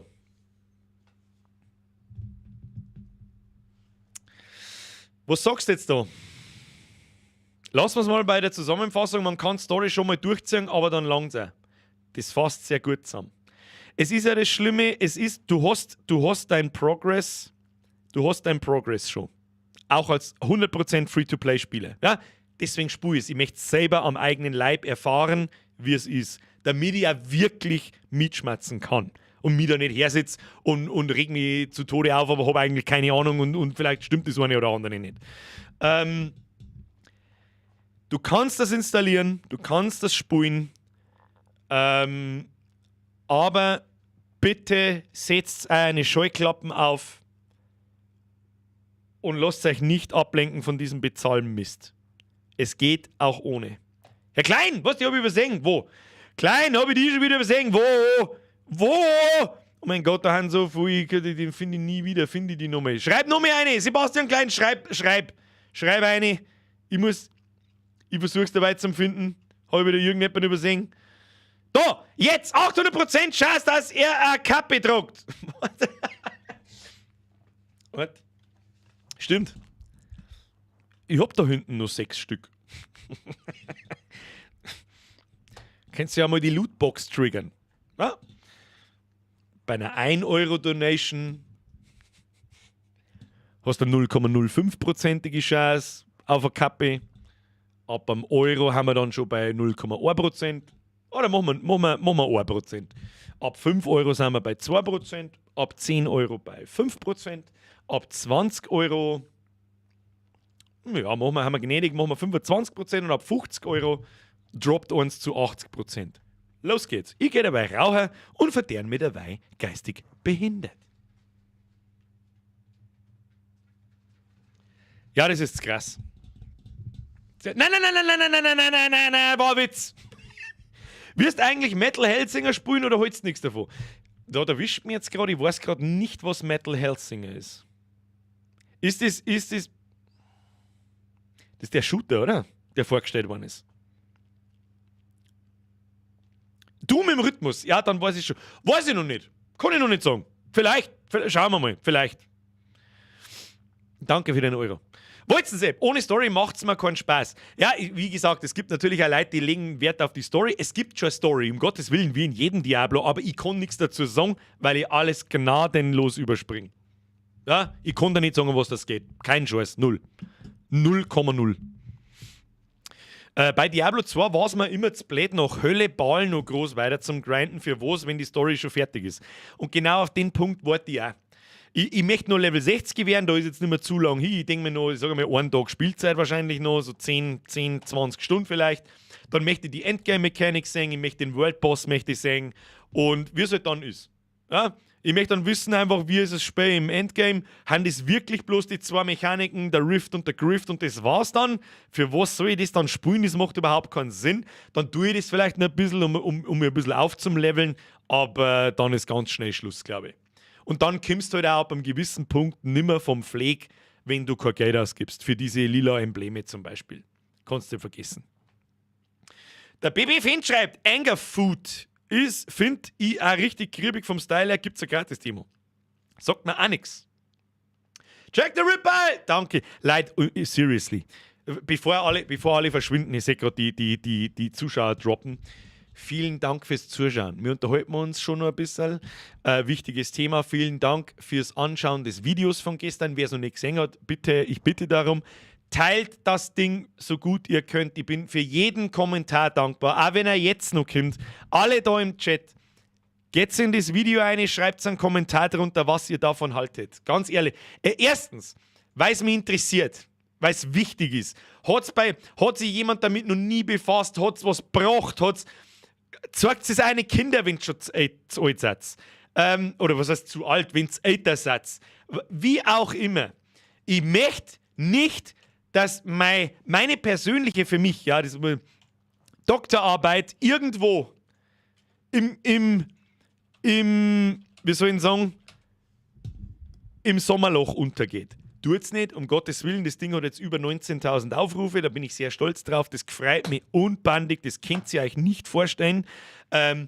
dieses Thema mit einem und an meinem Lieblingsformat zusammenzubringen, habe ich für Schwierigkeiten zuerst und vor allem dann habe ich gesehen, fuck, das Ding wird 20 Minuten lang, oh mein Gott.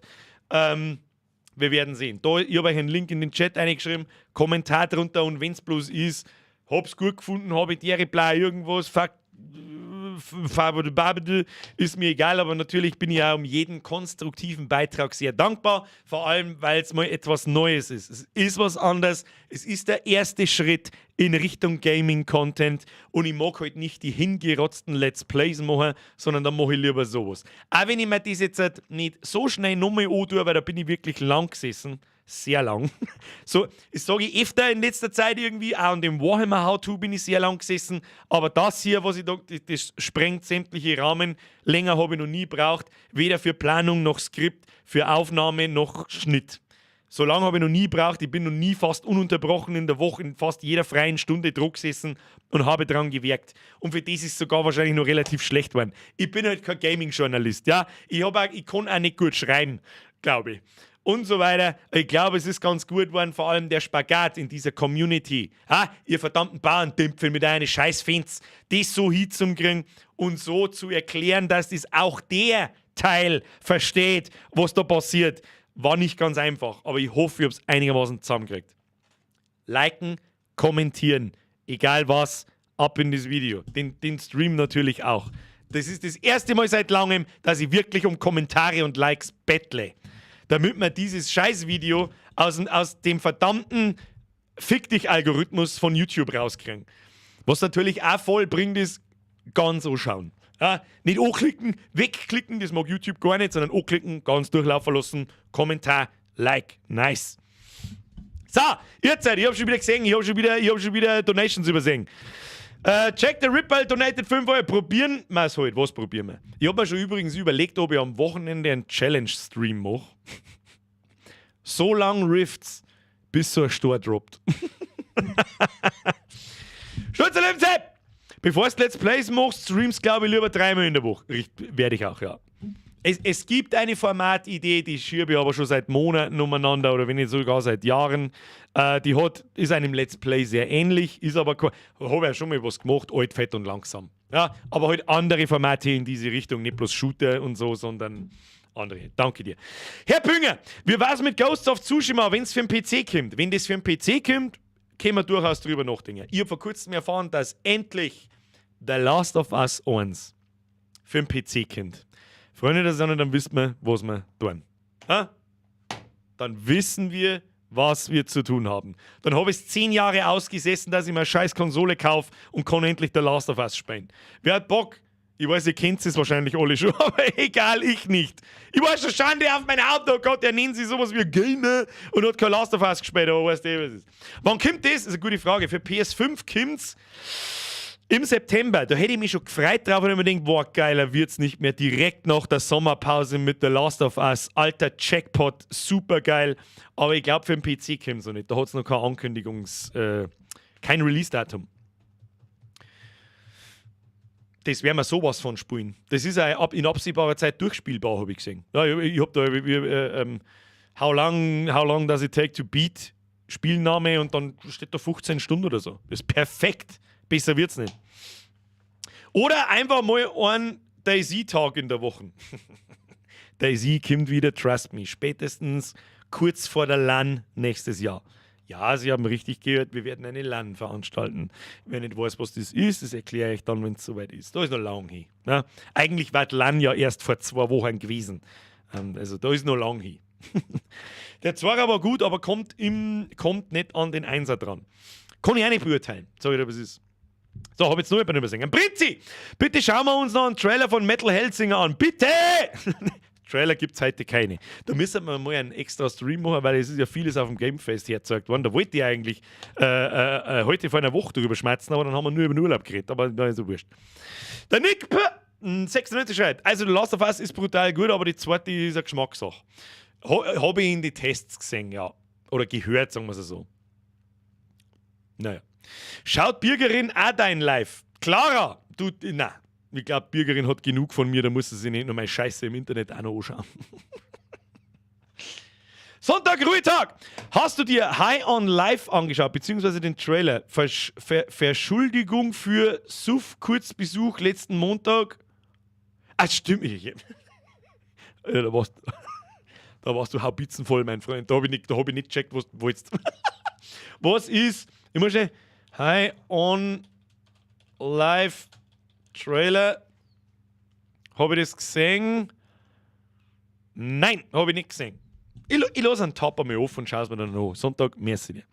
Spielst du Callisto-Protokoll im Livestream? 5,5 Nase, selbst fucking verständlich. Werden wir mir Callisto-Protokoll im Livestream spielen. Jetzt pass auf, haben wir mir dann... da müssen wir noch einen Streamer, sonst eskaliert es jetzt. Was der mal am Mittwoch? Am Mittwoch haben dann bloß wieder ein Drittel Leute da. Spielen wir RimWorld. Best fucking Game ever. Wir müssen unsere fanatischen Fleischfetischisten, Nudisten-Kolonie weiter ausbauen. Wir müssen mehr Leute Organe aus dem Körper schneiden und die dann verkaufen für teuer Geld. Und ich glaube, mittlerweile brauchen wir auch mehr Menschenhaut langsam einmal, um uns Jacken zu stricken. Ja, richtig gehört. Keine Ahnung, ob ihr jetzt ganz wisst, was da los ist. Die Leute, die sonst nicht da haben, aber heute waren wir echt viele Leute. Heute waren teilweise 1600, 1650 Leute im Stream. Kinder, das ist einmal ordentlich mitten im Sommerloch. Das ist aber, ja, leg mir mal am Beidel, du.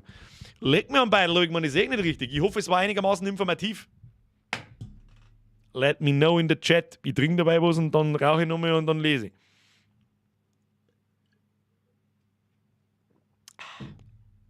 Mr. from Bavaria. Noch mehr Psuffer, weil es einfach gut ist. Ich hau mich hin, gute Nacht, Rechtschreibung auf Borisch. Nein!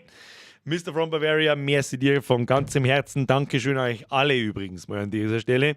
Es war mir eine Ehre, Sie belustigen zu dürfen. War schön heute. Ja, war wichtig. Halte ich für wichtig, über diese Dinge zu sprechen, und wenn ich bloß einen erwischt habe, der sagt so, fuck, er hat recht, ich gebe keinen Cent aus für diese Scheiße. Hab ich vielleicht schon mal, da muss sich keiner schämen. Ja? Du wirst das ist kein Zufall, wie dieser Shop konstruiert ist. Die geben Millionen dafür aus. Die stellen sie Psychologen ein, die stellen sie Mathematiker ein, die nichts tun, wie diesen Shop zu konzipieren. Du musst dich nicht schämen dafür, dass du vielleicht auf eine sichere Mechanik reingefallen bist. Aber wenn ich da irgendjemanden die Augen geöffnet habe, nice, Alter. Ein Selbstspieler schreibt, Video-Review wann? Gute Frage, vielleicht nächsten Montag. Wer hat Bock auf Video-Review? Nächsten Montag? Da man sonst am Montag gibt da immer noch keine Spiele, schauen wir uns irgendeinen Scheiß an. Keine Ahnung. Freilich hast recht, Quip Finning. Flight Simulator Master, gute Nacht. The Crow, hau dich rein. Bis in 2 Jahren, wenn ich da meinen Path of Exile Sucht überwunden habe oder so.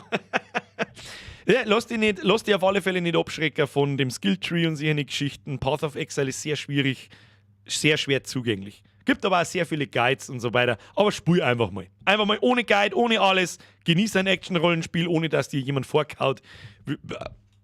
Oh mein Gott, Entschuldigung, wollte nicht. Asozial. Ohne dass dir jemand vorkaut, wie du zu spielen hast. Jo. Da hätte ich schon Stoff dafür, ausnahmsweise ohne Knarren. Was? Ja, ich verstehe die Frage nicht, Bürger. Hätte mal Bock auf Retro. Stimmt, kann man eigentlich auch mal wieder machen. Stimmt. Ja, dann gibt es nächste Woche eine Retro-Reise oder ein Video-Review. Schauen wir mal, auf was ich Bock habe. Hörst gerade auf zum Streamen. Mr. Bavarian TTV. Ja, bin gerade in der Verabschiedung, wenn man so möchte. Ist aber auch schon wieder fast 10:30. Grüezi, fixe Zeit vergeht aber so schnell. Pizza Connection Retro-Reise. Soll man noch mehr eine Runden Pizza Connection spielen, sag?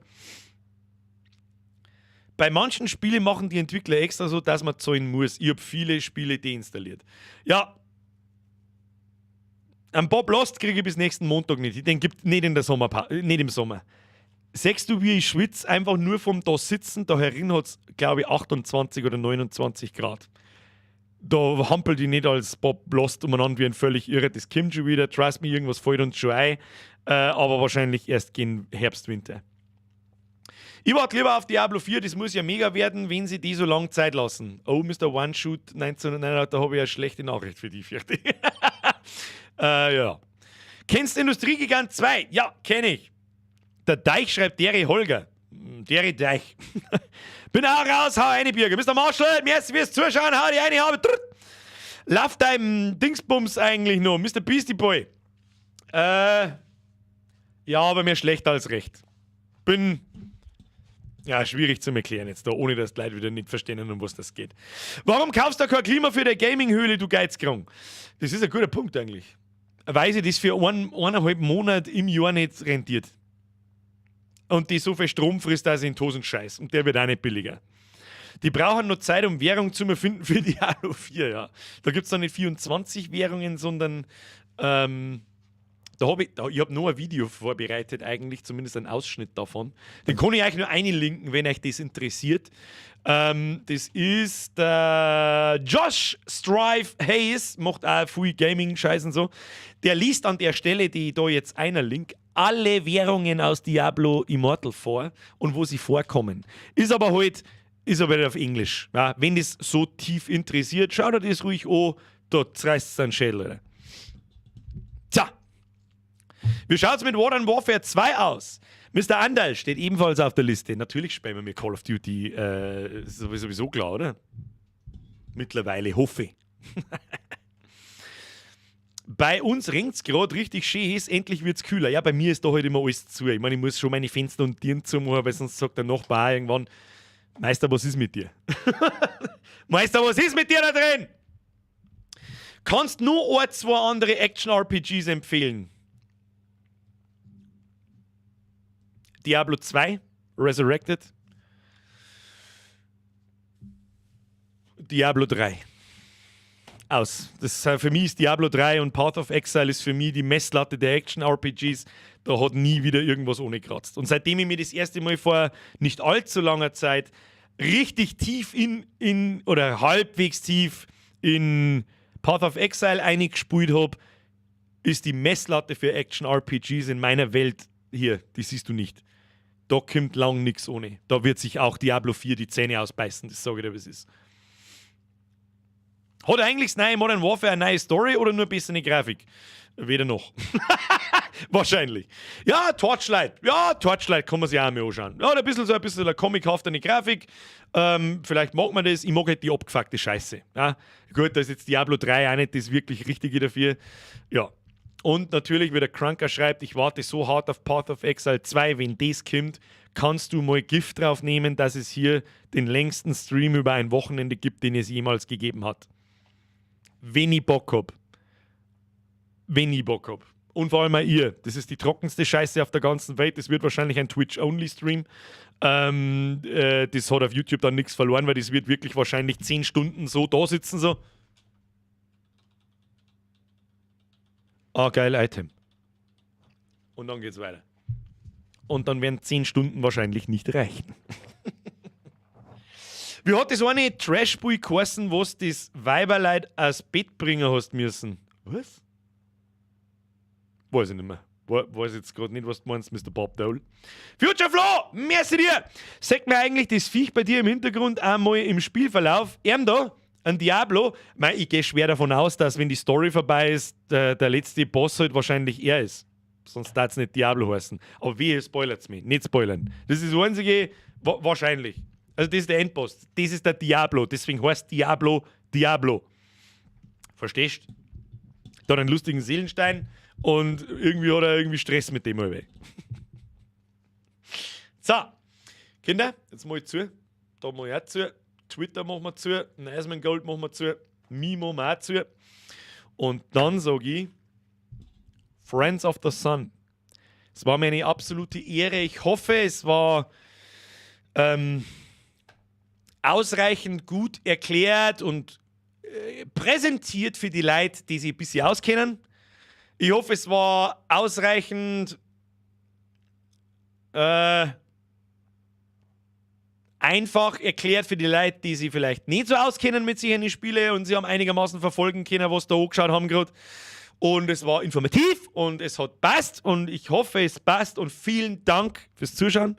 Heute waren sehr viele Leute da. Vielen, vielen, vielen Dank. Das bedeutet mir sehr viel. Auch gerade in diesem Sommerloch, das sagt mir, es ist hier einfach noch lange nicht vorbei. Weiß der Geier, das ist genau das, was ich schon einmal gesagt habe, weiß der Geier, was uns nur einfällt. Und letzte Woche war es halt das. Und dass das auch funktioniert, holy moly, öffnet möglicherweise sehr viele neue Türen.